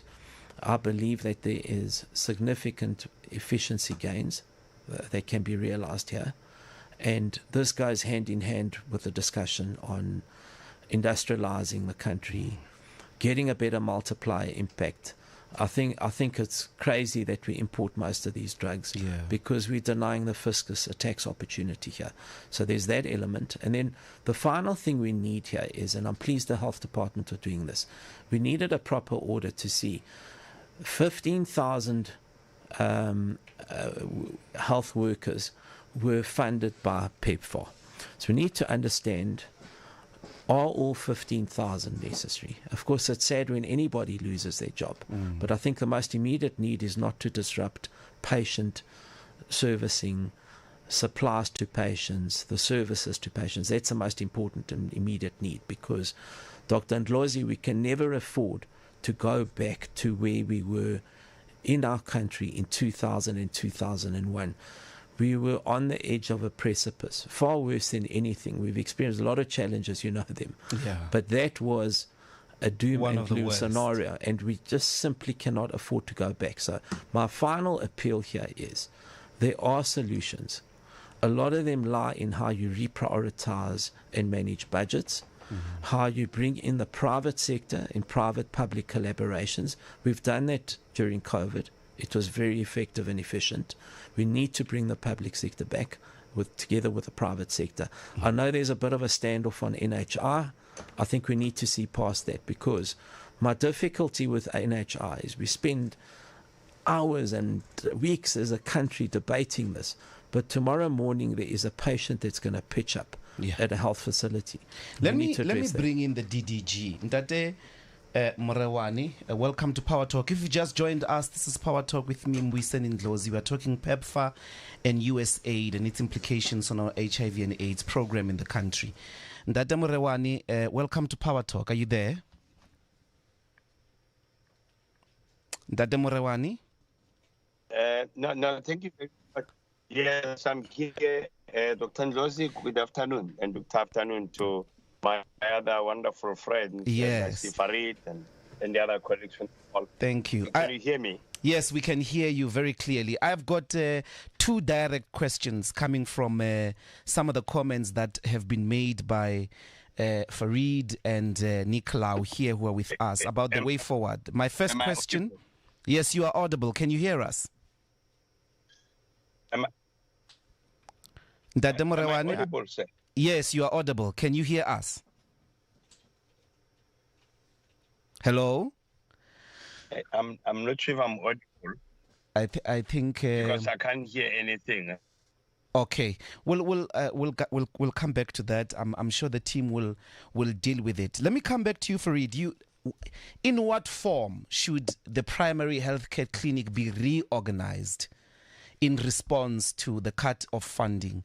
And I'm going to ask that Nicolau think about this, but specifically the second question: what should be the Department of Health's prayers in relation to the budget on Wednesday, specifically in light of the implications PEPFAR has had on our HIV and AIDS program? Farid? So Ntate Morewane has issued a circular to everybody, every clinic, every department, saying that, we already have HIV services being delivered from the primary care clinic. So already that level of integration exists. But in addition to that, we need all the doctors, all the nurses, all the staff at the public sector facilities to also get involved in treating HIV, because it's our single biggest problem. And then the department needs to provide resources to provinces to be able to do the outreach work.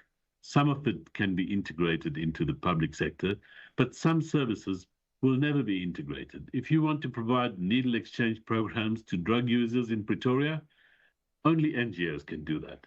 And that means that a mechanism like Stavros was indicating, like the Solidarity Fund, where government and the private sector can put together a rapid financing instrument to pick up some of the funding for NGOs, not all of it, because we can't match.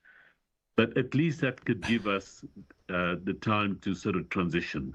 So that would be the first thing, really.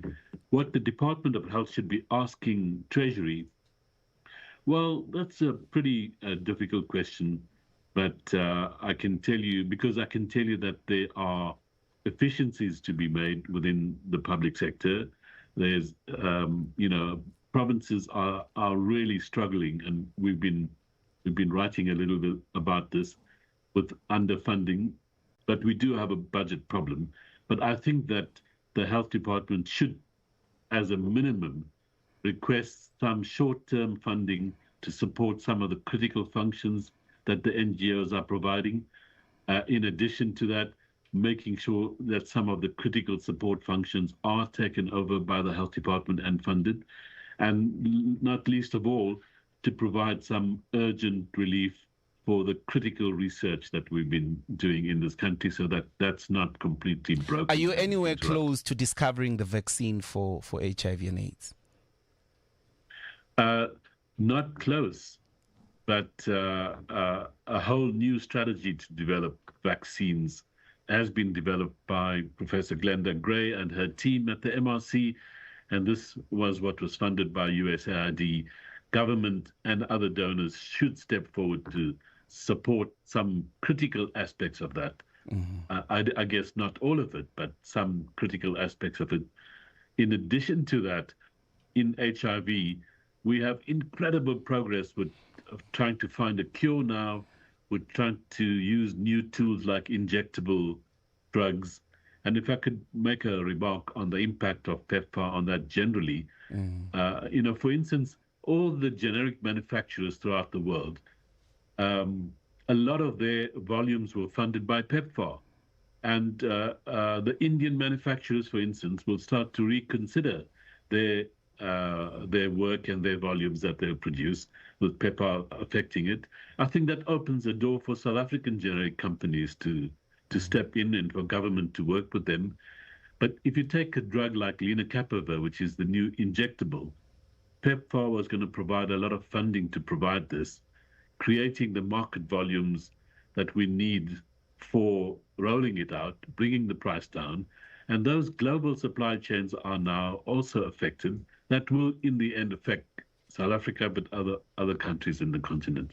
But to answer your question, government should come to the party, even under these difficult budget circumstances, to provide some relief for the PEPFAR program and for critical research. Dr. Nicolau, is there any work that Aspen is doing on discovering a vaccine? Please talk us through that. And in your view, what should the budget on Wednesday do to respond to the implications of the suspension of PEPFAR? Okay, let me start with the latter question first. Okay, and I'm going to build on what Farid said, because I'm in full alignment with him. I'm going to stress 2 points, however. The first thing is, it's a sad day if a nation doesn't invest in its people's healthcare. Okay, healthcare and education are the most fundamental issues for me, and simply Treasury have to find the money. I'm not suggesting they must bridge the entire 4-5 billion rand gap, because I think some things can be redirected, some things can be done more efficiently on the ground, but they certainly need to step in with an appropriation. Okay. The second thing is that we should try and bridge the short-term gap with other funding, but Treasury needs to also think creatively. Things like tax credits on medical schemes are under scrutiny at the moment. Does that provide some opportunity? I think the health department has advanced that logic, and I think that needs to be considered. And then lastly, I think we need to re-look at, outside of NHR, how do the private and public sector work together to bridge this gap now? Okay. Now, on an HIV vaccine, South Africa doesn't have great drug. Before you go to HIV, I mean, you're private. Yes. What is your concrete new relationship with the public sector in relation to the fact that now PEPFAR is no more? Is there something concretely in your operations that you'll be doing differently? So, look, I think we can step up supply of the drugs. We can do that. As I indicated earlier, it's a sad reality that we have a growing trade deficit in pharmaceuticals year on year. It's not just HIV drugs. You can go across the board. Every year, our import debt, if I can call it that, goes up and up in pharmaceuticals. We need to reimagine and reorientate that. So we can step in and supply more drugs. I think that's the first thing. We've got the capacities. The second thing is the private and public sectors have worked together previously, as I indicated. There's another program that was called the Public Health Enhancement Fund, which was a partnership between 22 healthcare companies and the Department of Health. That raised around 350 million rand, close to 400 million actually, and we put 100 medical students, all from disadvantaged communities, through university from first year straight through to sixth year, qualified them as doctors. Those are doctors that are more likely to go and work in rural areas. The second thing is we funded and sponsored 100 PhDs and master students, all in health sciences fields.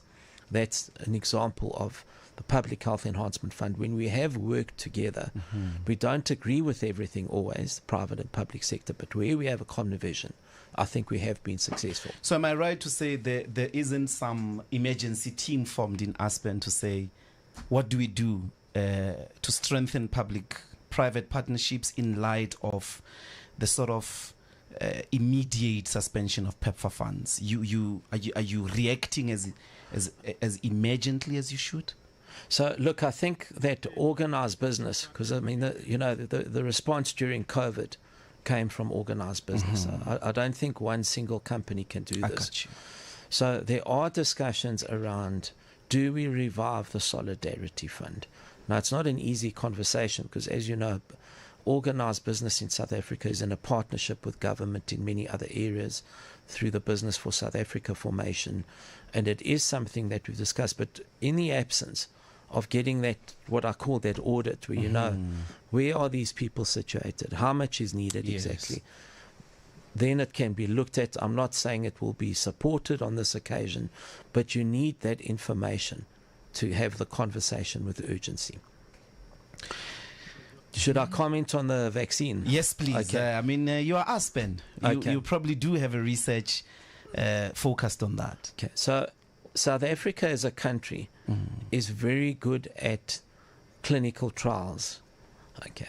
We don't, to discover, just if I put it very in a cursory fashion, to discover a new drug.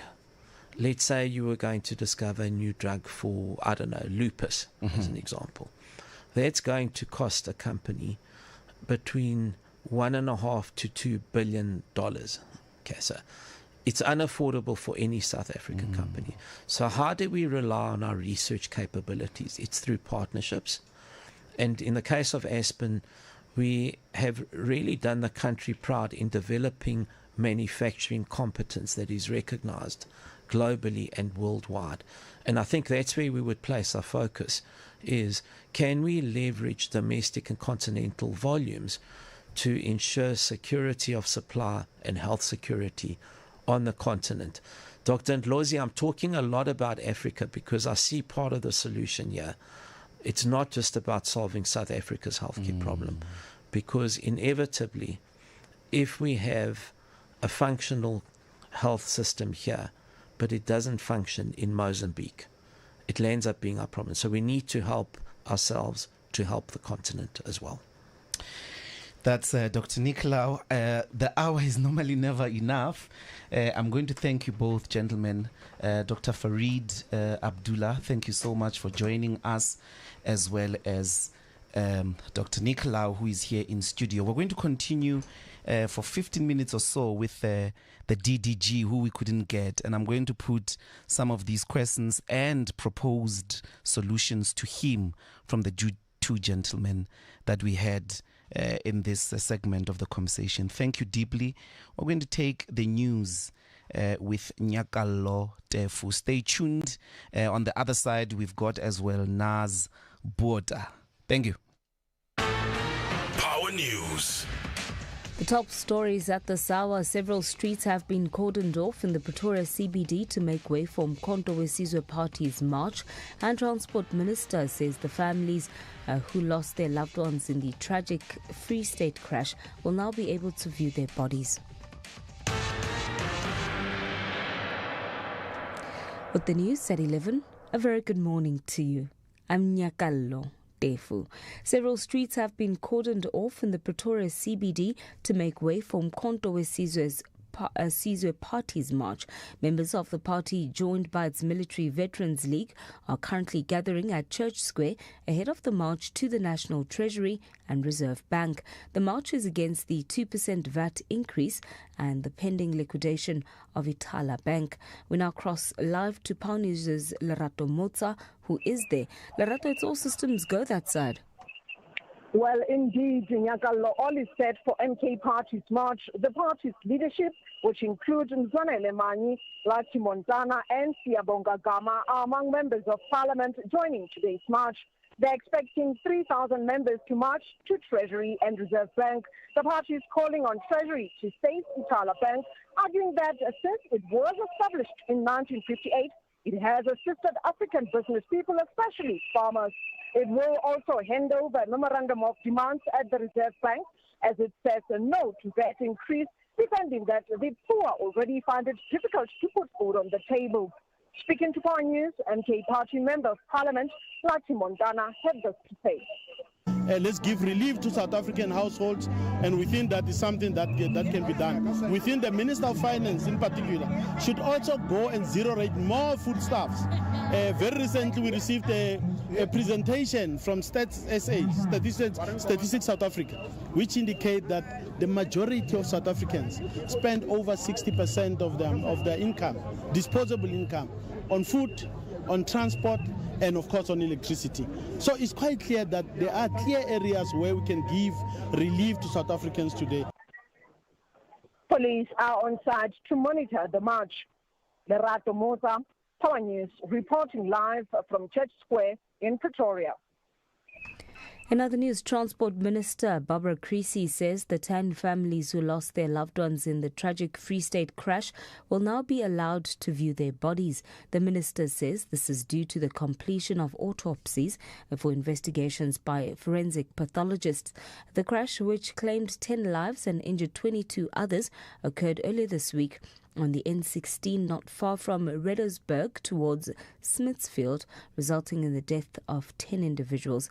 The minister briefed the media earlier this morning as she visited the 2 remaining patients at Philomoni Accident and Emergency Unit to assess their recovery. She says PRASA has been very supportive to all affected families during this period. PRASA has offered extensive support to the injured passengers and also to their families, as well as to the families who have sadly lost their loved ones. This support includes site visits, it includes transport and accommodation, it includes the registration of deaths and the repatriation of mortal remains, and of course it also includes trauma counselling. Creecy further adds that the main priority is to give closure to the affected families. It is important to share with you that the autopsies have already been conducted, and today families of the deceased will be viewing their bodies. Unfortunately, 4 of the bodies have not been able to be identified, and we are having to do work with Home Affairs so that we can identify these patients through fingerprints, and obviously we would then be in a position to give closure to the families. The Springs Magistrates Court is set to hand down bail judgment in the murder case of Ekurhuleni Metro Police Officer Banele Skosana. Skosana was gunned down last month while opening his puzzle shop in Guatema. Skosana's wife, Sibongile Dlamini, is accused of orchestrating the murder. Dlamini, an alleged hitman, last week told the court that they were tortured by the police to make falsified confession statements. Both the accused intend to plead not guilty on all charges, but State Prosecutor Advocate Albry Klassen says obtained cell phone records show that the accused were in constant communication days before the fatal shooting. Accused number 1 was identified by witnesses on identification parade. Further investigation revealed that applicant hired accused 1 to kill her husband, the deceased. At this stage of the investigation, the state can place on record that there was contact via cell phones between accused 1 and the applicant prior to the shooting of the deceased. And the Johannesburg Metro Police Department says motorists travelling from Fulo Central and Orlando West must be cautious of significant traffic disruptions on major roads in both areas. This is due to ongoing protests by various taxi operators due to an ongoing dispute between the Witwatersrand Taxi Associations and the Mansfield Dube West Taxi Association. The dispute follows judgment this past week from the Johannesburg High Court, which ruled in Water's favour, preventing the Gauteng Provincial Regulatory Entity from allowing Nandue to operate on disputed routes. The judgment reverses a ruling that prevented Water to operate on certain routes, further fueling tensions of a long-standing conflict. The JMPD has requested that motorists use alternative routes such as the Chris Hani Road, Soweto Highway and the Moroka Nansfield Road. Mfolo community leader Tulani Madiba shares more. Mengicela ukuthi abantu babe careful abayogibela ama-taxi edrobheni, especially ayizo approach i-cross road. Sicela babe careful, kunempi eyama-taxi, so mesicela ukuthi abagibeli babe careful and ukuthi abantu abahamba ngeenyawo bangasondeli kakhulu ngase-cross road. Emphakathini siyacela ukuthi wonke umuntu aphephe and masisaveni impilo zabantu. So mengicela siavoideni ukundlula ngase-cross road. Let's use another roads esingasebenzisa. A look at your financial indicators. The rand is trading at 18 rand 31 cents to the US dollar, 23 rand 60 cents to the pound, 19 rand 81 cents to the euro. Gold's trading at $2,898.52 a fine ounce. Our Brent crude oil is at $70.40 a barrel. Recapping the top story in Power News at this hour, several streets have been cordoned off in the Pretoria CBD to make way for Mkhonto weSizwe Party's march. Power News. On FM, online, and DSTV channel 889. This is Power 98.7. Stay informed. Power Talk with Mbuyiseni and Ndlozi, 9 a.m. to midday on Power 98.7. Welcome to Power Talk. Indeed, we are going to wrap up the conversation with the DG of Health regarding PEPFAR, the U.S. funding, which has had or is anticipated to have huge implications on the people living with HIV and AIDS. Ntate Morewani, I don't know if you can hear us now. Ntate Morewani? It looks like we might still be having connectivity problems. I'm going to try again. They're going to try again to bring him back. What is important and what came out in a very fundamental way is that there is no disruption, and we'll confirm this with the DDG. There will actually not be any disruption in relation to the provision of actual drugs, of actual ARVs. If you are a patient, if you are a person living with HIV and AIDS, you will be able to still get the ARVs. The program's implications in relation to PEPFAR is the sort of support structure, and we are told about 1 million people who are living with HIV and AIDS and often do not come for treatment, and these programs help with regards to pulling these people into treatment on the one hand, and this is through clinics, through programs that actually fetch them from their homes and assist them to be compliant. It looks like we've got the DDG back. Ntate Morewani, are you with us? I'm here, sir. Okay. Yes, we can hear you. On which part of the world are you where you are struggling with network? Or is it load shedding? I'm in eThekwini, in the center for your information. Yeah, that shouldn't be hard, but thank you so much for your patience. I want to start with this, I think, central point, and for the department to confirm for us.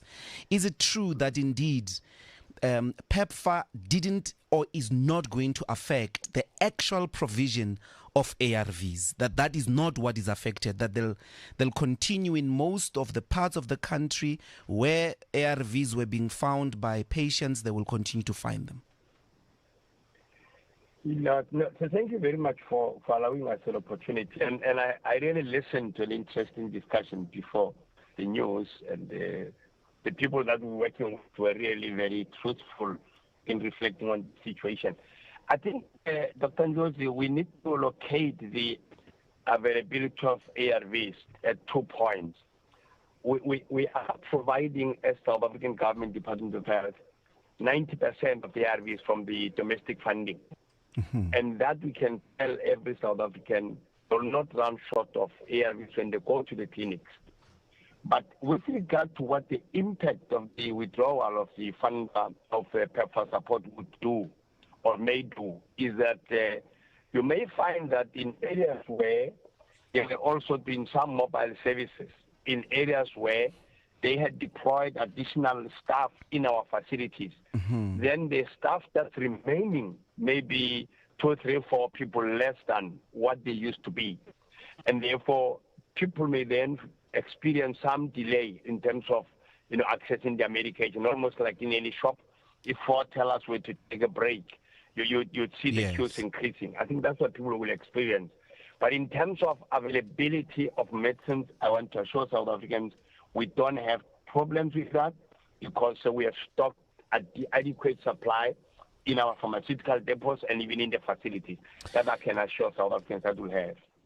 So what when you say 90%, who provides the 10%, and how does that feature in the statement that you just made, that there won't be an actual impact on the availability of drugs, maybe slowness, but not the actual availability? And yet you say you pay for 90%. Who pays for the 10%, and how should we think about it? No, that's correct. The 10% of the drugs that we then complete 100% supply is funded by Global Fund. Global Fund is an entity of government of the world, okay, who are contributing in the fight against HIV, AIDS, TB, and malaria. So it's not PEPFAR? No, it's not PEPFAR, and it has got no relationship with PEPFAR. So that is what we then proudly say to ourselves, we've got back-to-back coverage of 100% supply. Direct question. Didn't you know as the department that this day would come? I mean, this was foreign aid. Foreign aid means you are living on the mercy of some government. It can wake up in the morning, take a decision to stop foreign aid. Didn't you know as a department that this day would come? And if you did, what was the plan? We knew, like any other relationship that's based on material benefits, really emotional benefits. I mean, one time or another, one partner may feel disenfranchised, may feel disgruntled, may feel whatever, they may then pull out. But we have always thought that in the world of civility, a partner that pulls out gives you some time to say, my friend, my dear colleague, we think we should give each other about 3 months or so that before we terminate our relationship, because the objectives that which we met do not exist anymore. Therefore, let's cut ties. So that's what we had thought. Mm. But we had not thought that it will be one night a decision is made, and the decision is not even communicated directly to you. You get to hear about it through media, through the organizations that are receiving the support from you, that now we're cutting the support. So obviously that threw us into some period of confusion to say, if somebody is still going to tell us, but was never at that time the letter, dear Minister, or dear Ramphela Marewane, or dear, we want to inform you of this. So we picked it up. But what we did, because we knew it would come, we then immediately convened a meeting of all provincial managers responsible for HIV and AIDS and TB. and then designed a contingency plan to ensure that nobody that is on treatment is unable to receive their treatment simply because of the pause. And that we have done, and I can say to the relative satisfaction of ourselves and the users, because we have met with all affected organizations. You know, when I think just Farid explained it, can I just describe to you the kind of, I want to just with respect, call them groupings, the groups that are supported. We've got the researchers and research organizations and establishments and academic organizations in one block, which is people that are doing a massive amount of good work. We then have in the corner people that were appointed, employed by the NGOs that today will go home without a salary because they are unemployed. And naturally, you'd expect such people to also raise their voices because it's really throwing them into a spin in terms of economic, downturn. The third group is the group of people that were the recipients of these services, both on the treatment and prevention part. We have tried to cover as far as possible representatives of all these groupings, all of them. The last grouping we met was the group of people that are receiving treatment and prevention. We met them on Friday. And in all these cases, we have been able to understand the contribution that they will make in helping us carry the load through.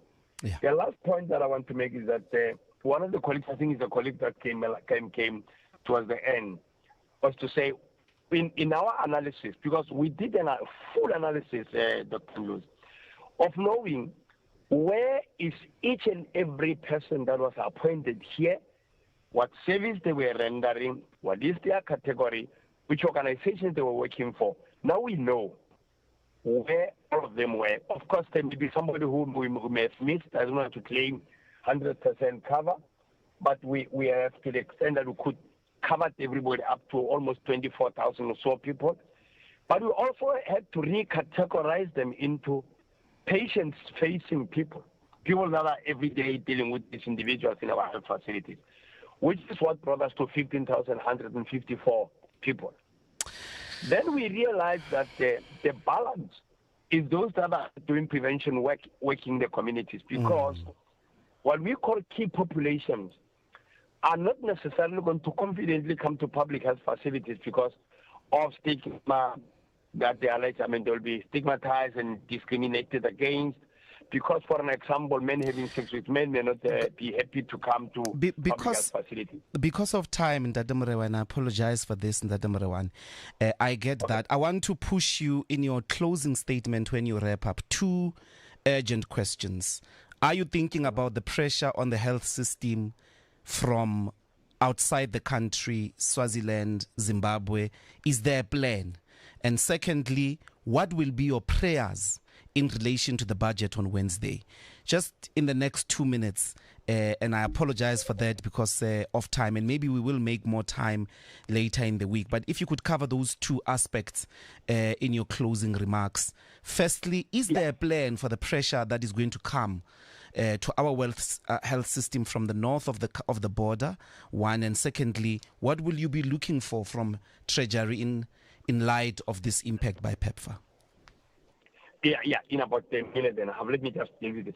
In terms of the pressure, we issued a circular, and that circular, among others, it says those patients that are stable on treatment, have been stable, clinically confirmed, they must then be given time to move out of the facilities to collect their treatment in other pickup points through what we call CCMDD, Centralized Chronic Medicine Dispensing and Distribution Points, so that they give way, for lesser people to be congregating there. But we are right that we may face pressure from those that are supported by PEPFAR in cross-border areas. I think that's another layer that we still need to think quite carefully. But for now, we've thought about those that are in our radar screen in terms of what do we do now. The second one is about what prayers are we making. The analysis we have done is to enable us to approach Treasury and say, give us funding that will able to close the gap to the extent that there is no disruption of services. And we are aware we may not be able to match the 7 billion that we're getting from PEPFAR. But when we get it, we've got an idea of reprioritization of what to do, which we will incrementally reintroduce other services that may become necessary. I'm not sure if I can cover those, but I welcome the fact that we may have to return, just to take it much further. Yes. So that South Africans can be There are informed. interesting suggestions. If you could just hold on for the next 5 minutes. If you've just joined us, this is Power Talk with me, Mbuyiseni Ndlozi. We are speaking PEPFAR, and the last guest is Mr. Murewani. I've got a caller here, Mr. Murewani, from Pretoria, Matsieba. Matsibi, all right. Please, I think this is an interesting suggestion for Ndade Murewan in the health department. Please shoot in 1 minute. Thank you, Doctor. And I think the best thing here is for us as Africans to start being self-reliant. In which way? We have got this lotto money that comes in every day and every week. That can be used to sustain that 10% that is being sponsored by somebody else. And again, our pharmaceutical industry to be developed, let's look at what Traore is doing in his country. Do that, rely on ourselves, and use most of our universities for that research, because we are just learning, and we are. I think most of us are just educated, because if you are educated, you are able to apply what we have learned to help your nation. And also when you do research, you do the research to find the solution to the challenges that we have at the time. Thank you. Thank you very much. Ndade Murewani, that's a suggestion that I thought you must go with. You don't have to reply to it, but thank you so much for coming through. We'll definitely keep in touch. And sorry? In about half a minute, can I just say something? Okay. To say that, one of the things we'll discuss when we return is that ministers met with private sectors, met with other sectors. We're considering all these options. About self-reliance, we have adopted a process that says we must be on our own. Thank you. Thank you very much. Thank you so much for staying with us. We're closing that conversation now. We're going to move to Naz Botha, the legendary rugby player. And please stay tuned. This is Power Talk with me, Mbuyiseni Ndlozi. And thanks for that conversation on PEPFAR. Talking about what matters. The reality is that US aid has often been abused by the CIA, providing cover for all forms of interference in foreign governments. At some point, there was an actual open partnership between US aid and the CIA, basically sponsoring protests and trying to spread the liberal values of the liberal democratic order. And Donald Trump's call for the radical review of those funds is something the peoples of the South and peoples of other parts of the world have often called for, because US aid has been used as a weapon for US interference. At the core of his attitude towards South Africa, it's not just AfriForum. In fact, AfriForum is epiphenomenal. The true reason that was stated by his government has to do with South Africa's position on Israel-Palestine. Power 98.7. Now we're talking. The Hatfield Motor Group is thrilled to bring you BYD Woodmead, where innovation meets affordability. BYD stands for Build Your Dreams, and we're here to make that a reality. Experience the future of driving with the BYD range, including the dynamic Atto 3, the versatile Dolphin, and the sleek newly launched Seal. Visit BYD Woodmead today and take your next step towards electric excellence. HatfieldGroup.co.za, rated #1 in service. Build your dreams with BYD. Power Talk with Mbuyiseni Ndlozi, where your voice is heard and opinion matters. We've got on studio the legendary Heinrich Naz Botha, the legendary rugby player. Most of his career, obviously, played out in the main under the dark days of apartheid, but he has remained an important voice in the sport and particularly in development level, still interacting, and I see to this day with some of the teams in the schools. Welcome to Power Talk, and thanks so much for coming. Sincere apologies for eating into your time with PEPFAR and the HIV/AIDS pandemic. No problem. Thanks for the invitation. Thank you. To break the ice, you spent your legendary years in these years where South Africa's rugby and rugby union were banned from the international community. Just walk us through how it was to be of that talent under those conditions. Yeah, it's easy now. You know, we can make it a very emotional thing, or, you know, I would rather look at it in a realistic way to say that, you know, at the end, I was fortunate enough to play 28 internationals for South Africa. I could have actually played 0. I think everybody included that played rugby in those days. There's a number of guys out there that never played for the Springboks, that should have played for the Springboks. But, you know, the easy way out is to say, don't mix politics and sport. But unfortunately, you know and I know, that is just a myth. It's never going to work. There will always be a combination of politics and sport. And at the end, you know, I'm not too emotional about it. I believe I had an opportunity. Maybe I did use it to the best of my ability. I was not obsessed about winning, but I always believed, especially in those days, every time we played, we had an opportunity to play an international, my attitude was very, very straight. We have to win. And then people would look like, why? And I said, because the rest of the world don't want to play against losers. And let's get back to today. Why do you think everybody would love to play against the Springboks? Because we won 2 World Cups in a row. Rassie and really the players at the moment are doing an extremely good job. And that's why I say, unfortunately, yes, wrong time.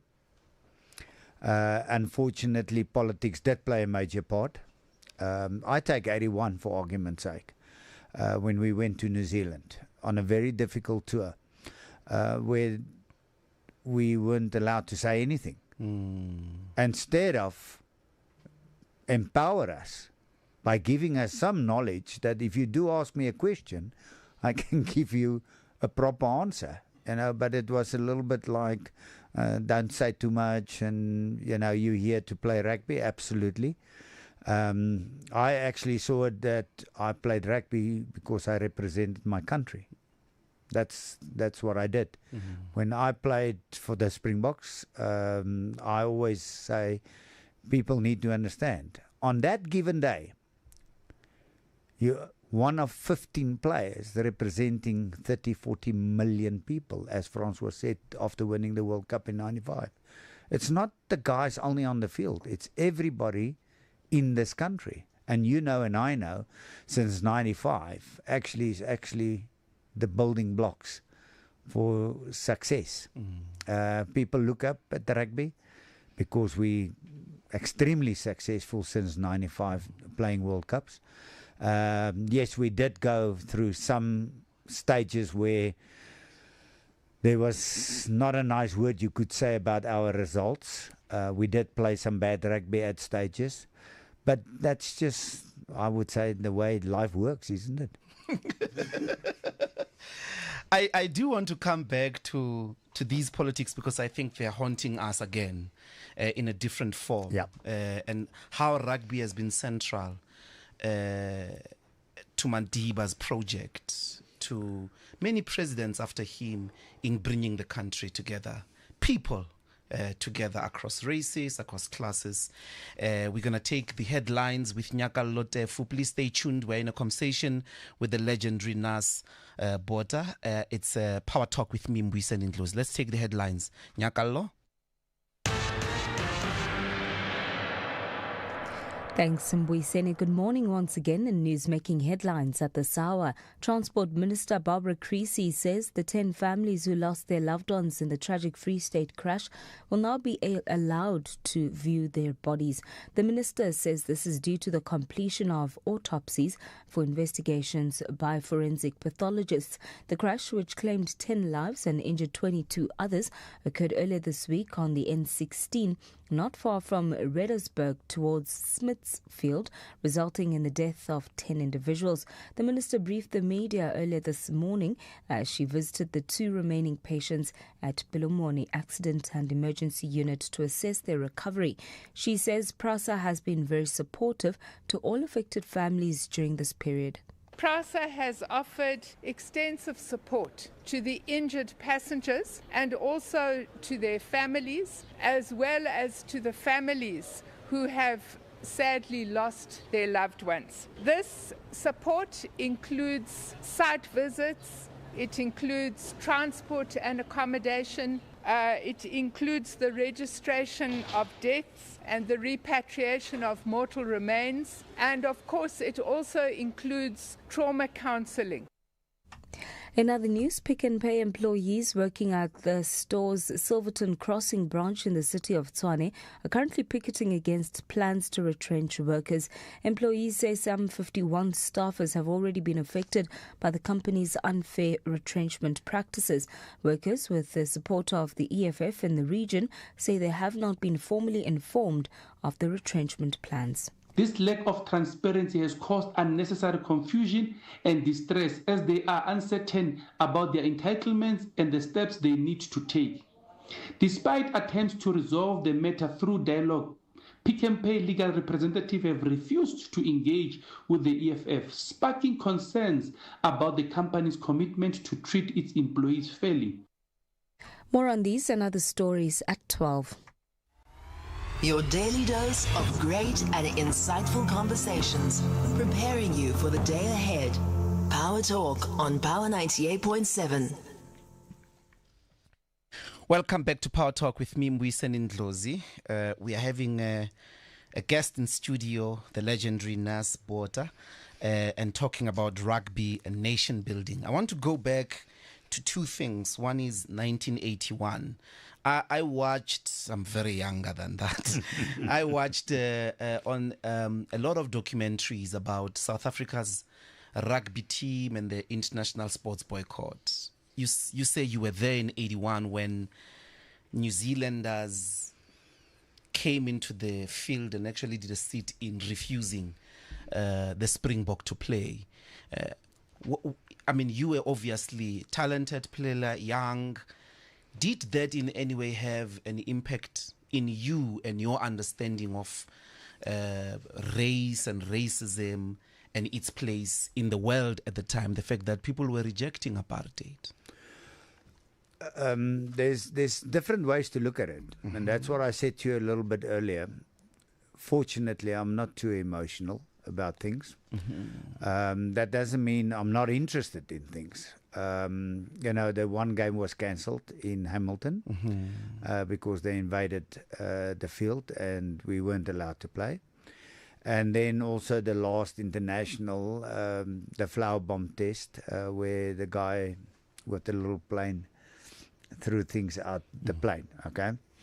The thing that I actually felt that bothered me for a while is that we had actually families fighting families in New Zealand.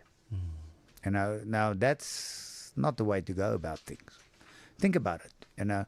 You won the tour, I don't want the tour. So now we're 2 brothers. Now we actually have different opinions. So we saw people trying to get into the field, and we saw people keeping them out. And I thought that's a little bit far. Is sport worth it? And I'm serious. Is sport worth that? To break up families. So that was the only thing that I can actually take out of that tour that bothered me. We were on our way to play snooker one day, and somebody tried to run us over on the pavement. So she got arrested, if I can put it that way. So it was an interesting tour. If you look at people stay in 5-star hotels, we stayed in squash courts for 3 days before you play an international. So there's so many things, but at the end, and I'm very serious about this, at the end, as a rugby player, I always felt there's one place I would love to tour actually two places to tour as a rugby player. New Zealand, and South Africa in South Africa. I think that to tour South Africa and play the Springboks in South Africa must be the ultimate for a non-South African. And that's how I felt about playing against the All Blacks. We can sit here and it's going to take a little bit longer to discuss, was it correct? Wasn't it correct? Those answers I really can't give you, because I actually regarded myself as a sportsman, and I tried to behave and be an ambassador to the country. But of course, rugby in the hands of apartheid politicians was something else. It was a very proud a team that represented, the fact that apartheid could work, that a white supremacist agenda could survive. And certainly in the hands of Nelson Mandela as well, and the government thereafter, rugby became important as something that must destabilize a racist society, that must build a nation across, rainbow dimensions, or a rainbow nation, as it were. So to the extent to which it brings fans together, it's an important tool, although it's about talent. But you would agree that for apartheid and what it meant to it was certainly something that is wrong. Absolutely. I can give you an example, some simple example. I was, as I mentioned to you, fortunate enough to play 28 internationals. In normal circumstances, I could have played over maybe 100 internationals. I saw brilliant talent playing with me that never represented the Springboks. Never. I played against some of the better guys, and we're not talking colour here, we're talking rugby players, okay, that never played for the Springboks. So how unfair was the whole situation to everybody? In 1990, I actually wanted to organize a rugby game in Soweto. So I went with police escort and whatever, and I met the mayor of Soweto a couple of times. And we nearly pulled it through. But then, of course, it was cancelled. So, I thought at that stage, and I had some friends, okay, that actually phoned me and said, "Are you seriously organizing a game in Soweto?" And I said, "Yes." I said, "I will not talk to you again." And some of the guys never spoke to me again. But, that's why I say, that's who I am, Never really, I'm a little bit more into politics now to make sure that, we know what's going on around us. But if you take 95, and I still blame rugby people because we broke the ice by winning that World Cup. Come on, let's be fair now. Francois Pina and the team. I still believe it's the greatest sporting moment in our history. Okay? We never built on that. Why not? I take the Bulls. Went to Soweto a couple of times. Played some games. Look at the support we had. Okay? Why didn't they build on that? That's where I'm getting frustrated. Because we should utilize these opportunities to build the nation. Winning 2 World Cups now in a row. Look what it did for South Africa. The thing is, people worry about, and I'm not breaking any system or structures down. Who cares who wins the Currie Cup at the moment? Nobody. Only South Africans, let's be fair. And of course you have to. Okay?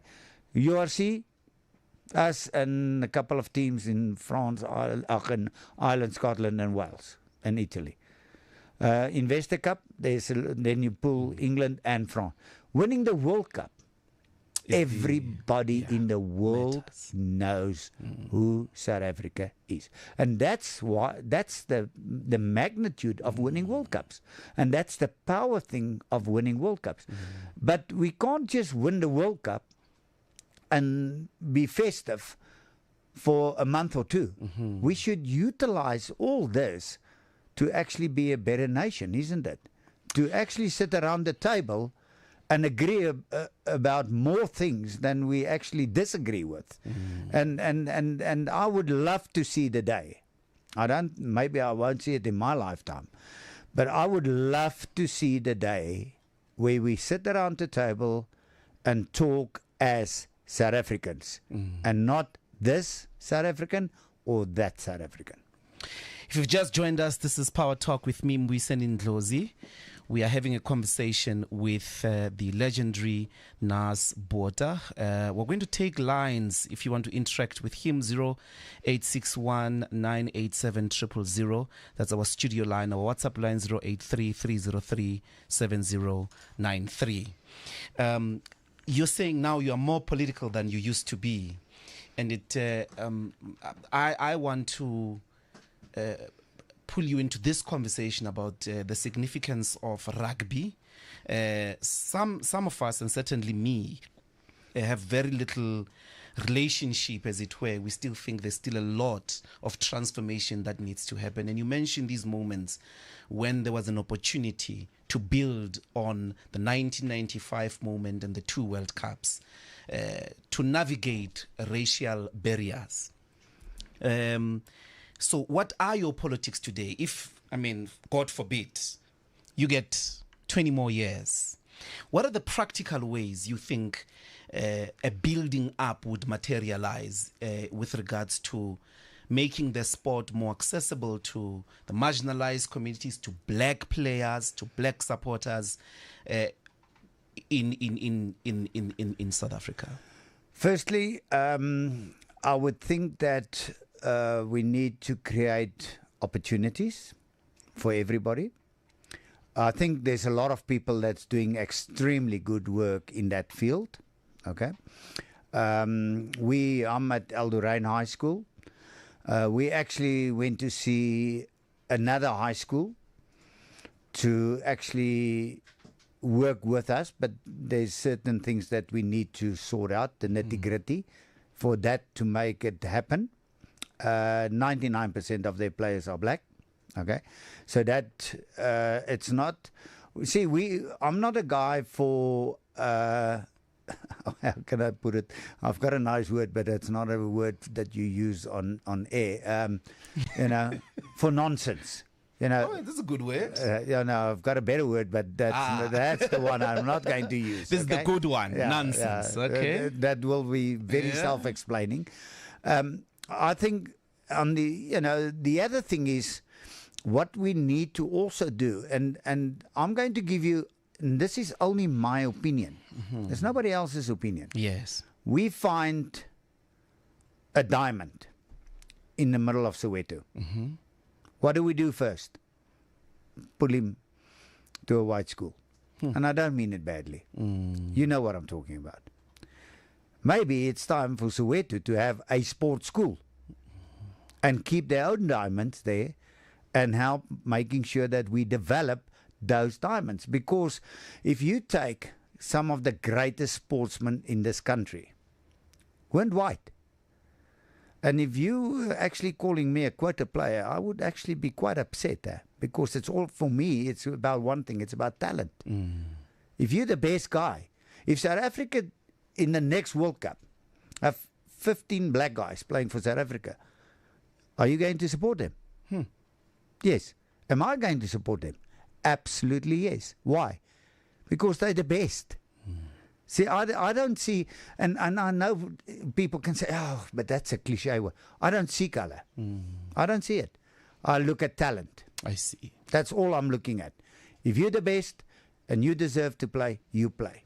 And that's the end of it. So that's the way I take everything in life. If you're the best, then you do the job.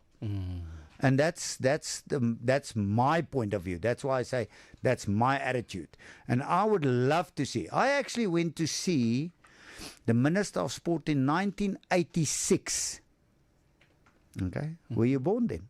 Yes, I was around. Okay, you were around. And I said to him, seriously, let's do what I've explained to you. Let's start sports schools. Soweto, Kailicho, Atteridgeville. I said, let's do all that. And the response I actually got is, yeah, but the white schools won't like that. And I was like, I never understood that, you know. And that's why I think what we need to do is we need to create opportunities for so many young black kids to be there in their own right, not because of the system. And that's not where we are at the moment. You know that, and I know that. Yeah. And it's sad to say, we don't want to see that because it robs us of talent. Absolutely, that's the thing. You know, we spoke about Jacques Collis. There must be more Jacques Collises walking around somewhere. Yeah. Or A.B. de Villiers. Or Rabada. There must be more. But if we don't give him an opportunity, where are we going to find them? And if we find them, it's like, and I'm going to give you a simple example. Okay? Take me. You take me when I was playing half or right rugby, okay? And stick me into Soweto and say perform. I'm asking you the question. Now, why do we do it the other way? The other way. That's what I don't understand. If you've just joined us, this is Power Talk with me, Mbuyiseni Ndlozi. We're having a conversation with Naz Botha, icon of our country, and certainly in the rugby, sports. We've got at the moment, the politics, a huge campaign by AfriForum. You a member of AfriForum? No.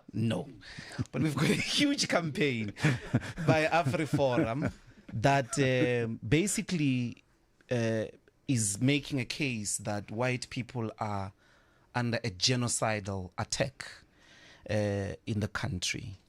And this is beginning to mobilize an isolation for South Africa. Sanctions, withdrawal of certain fundings, and so on and so forth. And I'm saying, for me, for people who have believed in what the Springboks do from 1995 and during the 2 Rugby World Cups of bringing together, and it means that AfriForum is basically threatening the Rainbow Nation project, because their solution is, let's go to the US as Afrikaner people. And as an icon who has lived on both sides of the reality, what is your reaction to that? My reaction is very simple. You know, we must take the situation as is at the moment, okay? And we must make South Africa open to every single South African. You know, to come and blame me for apartheid, you know, I think it's quite ridiculous. You know, it's a couple of guys in the 60s that decided, okay, this sounds like a good idea. Let's incorporate this. And that's the way I've always looked at it. And I've never been the greatest supporter of apartheid. Okay, and I lost friends through that. But I don't really care about it. It's, for me, it's the most important thing is, what are we doing as a country? Because we live in South Africa, you know. So is everybody now packing their bags and go? That's the question. Are you asking me, will I go? I'm asking you your reaction to the claims of AfriForum. Yeah, but I'm just saying, you know, if you do ask me a question, will I you go? packing? Okay, are you packing? Not yet. I see. Why would you pack? No, I don't think I would. We actually doing quite.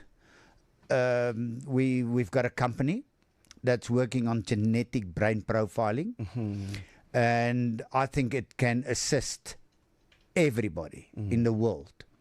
So we might be in a situation where we work all over the world. Okay, so am I going to pack my bags and go?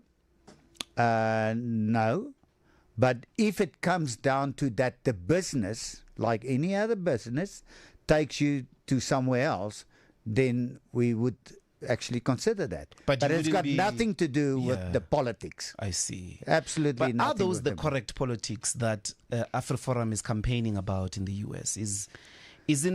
Don't you think it's important to outrightly say that is wrong and this country can work and the problems of this country must be resolved by the people of this country? See, the thing is, since you don't have this identification with packing and leaving because I think the biggest problem for South Africa for many years is we're not getting informed correctly.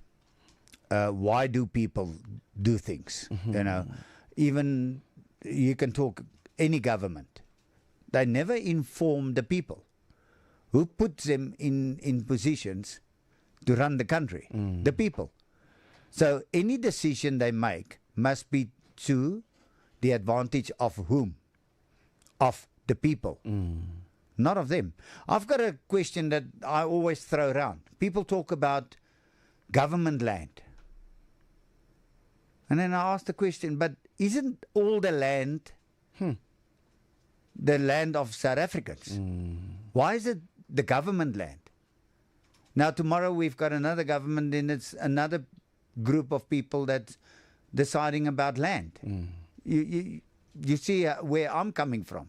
I'm coming from a different angle. I say South Africa belongs to every single person that's living here. That's South African. Okay, that's South African. That's the way I look at it. So don't come with government land. It's not their land.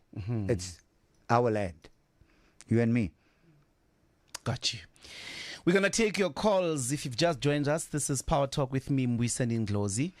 We're having a conversation with an icon of rugby and certainly a big figure, particularly in the Afrikaner community, but also across the country, Nas Botha. We've got Mpho from Johannesburg. Mpho, welcome to Power Talk. Thank you for having me. Interesting perspective from, I say, the host is a legend and the guest is a legend, I guess. Yeah. Yeah. I think for me, one of the things, and I've seen, because my hair is not grey enough to have seen Nas play a lot of rugby, but as a broadcaster with anything else. One of the things that always just, they say it's an itch under my skin. It's the fact that how easy or how difficult is it for a former player of color to get into broadcasting and have the same understanding, the same teaching? I mean, when these guys are sports people, they don't exactly say they were bettering their broadcasting skills. But those of color, there seems to be lesser understanding, lesser patience on them, to a point whereby you can even note the condescending tones that are there, or their opinion being second-guessed by their fellow colleagues. Has nothing, because sometimes you see it. I mean, you've got the Ashwin Willemse situation that happened in Randburg, and you then go, but was the issue that you're talking about, was it the play that was discussed, or was it now on a personal level that became an issue? Thank you, Mpho from Johannesburg. Let's take Lucas from Centurion. Welcome to Power Talk. Hello, Mbuyiseni. Hello, Lucas. Anos, Nas, hoe gaan het bij jou? Het gaat baie goed, dankie. Dat kan niet lang, man. Ik heb net een paar kwesties bij jou daar, so, man. Firstly, I want to talk about... Afrikaans verstaan nie, maar so please accommodate me if I'm going to coordinate. Yeah, no, let me convert to English. Yeah. I have a question for Nasbe. There's a problem about facilities in this country, If you remember, after 2010 World Cup, we built some stadiums, some were upgraded. And we have a few rugby unions that rush to leave those soccer facilities. For example, Puma Rugby Union, Mpumalanga Pumas, were leasing Puma Rugby Stadium in Witbank, Emalahleni. And we have Newlands, which was leased by the Western Province. Now they are leasing Cape Town Stadium. And I don't know why. And I want to ask him about the hosting Springbok games in our townships. If you remember, before 2010, the Blue Bulls hosted their match in Orlando Stadium. Yeah. And it was a big economic spin-off for the businesses in Soweto, especially Vilakazi Street, as you know. I don't know, since then, we don't hear much about taking games to our black communities. Because rugby, if you look at it now, if you can break through to rugby, I'm telling you, you are in for good. Thank you, Lucas. This is one of the very, very prosperous sports in our country. That's why Donald Trump wants to bring them in their country. Thank you very much. Thank you very much, Lucas. We're going to take the last call. You've got 1 minute, and I apologize for that. Petros from Mpumalanga. The legend is listening. Welcome to Power Talk. Good morning, Doctor, and the legend. All I can say is thanks, Nasri, and the other players who played in the first South African rugby team after we gained freedom. But my question is, what can be done to encourage our black players to play rugby? Because in most of the teams that are playing, we see it's mostly white players that are playing. So what is it that we can do at the black schools? Thanks. Thank you very much. I know it's a lot, but I'm sure you can deal with it. Now, just quickly, on the Ashwin Willemse thing is, and I'm not looking at any excuses. Nothing happened seriously during the studio. It was all a time thing. And that came out in all the investigations we had. And we were found not guilty of any racism. There wasn't any racism. So, and I've never seen myself as a racist. So I'm going to be very upset if somebody calls me that. Okay. And then secondly, opportunities. You know, I mentioned it to you. We need to create more opportunities. We need to keep people where they feel surrounded. I spoke to a guy from St. John's one day, black guy. And he said to me, you know what's my problem? I said, no, explain to me, because we don't know. Okay, it's not that we're trying to play stupid, but we don't know. He said, I talk rugby from Monday till Friday. Then I go home on the weekend and my parents only talk soccer. You see, and that's where Sia and the guys and Mampimpi and those guys play a major part, because young people need heroes. They need people to look up to, and they need to put the dream on the table and say, I'm dreaming to play for the Springboks because of a Sia, a Mapimpi, a Colby. That's what we need. Okay? And we need more of those, and those guys. And the thing that I really appreciate at the moment, the guys that's playing for South Africa, they're playing there because they are the best. And that's the way I look at it. And that's all I'm interested in. The guys need to be the best. But if we don't create enough opportunities for young, especially youngsters, to grow through the game, assist them to understand the game, to make them better, give them absolutely all the skill possible for them to excel in rugby, then of course we're always going to have this discussion. And we don't want to keep on having the same discussion. You don't want in 10 years' time, when I'm gone, sitting here having another chat to another guy about the same things we spoke about today. Because that's wasting people's time. And that's what I don't really stand for. I say, no, you have to. You have to do this. And we have to assist to make young players absolutely grasp the opportunities to show South Africa, listen, we're better than you think. Thank you so much. Here's our token of appreciation. It doesn't go as far as the work you have done iconically within the sport, but thank you so much for coming. Please, Dipu, help me reach. We thank you for availing yourself. We hope that we all invest in radical conversations across the board. We got to keep talking to each other.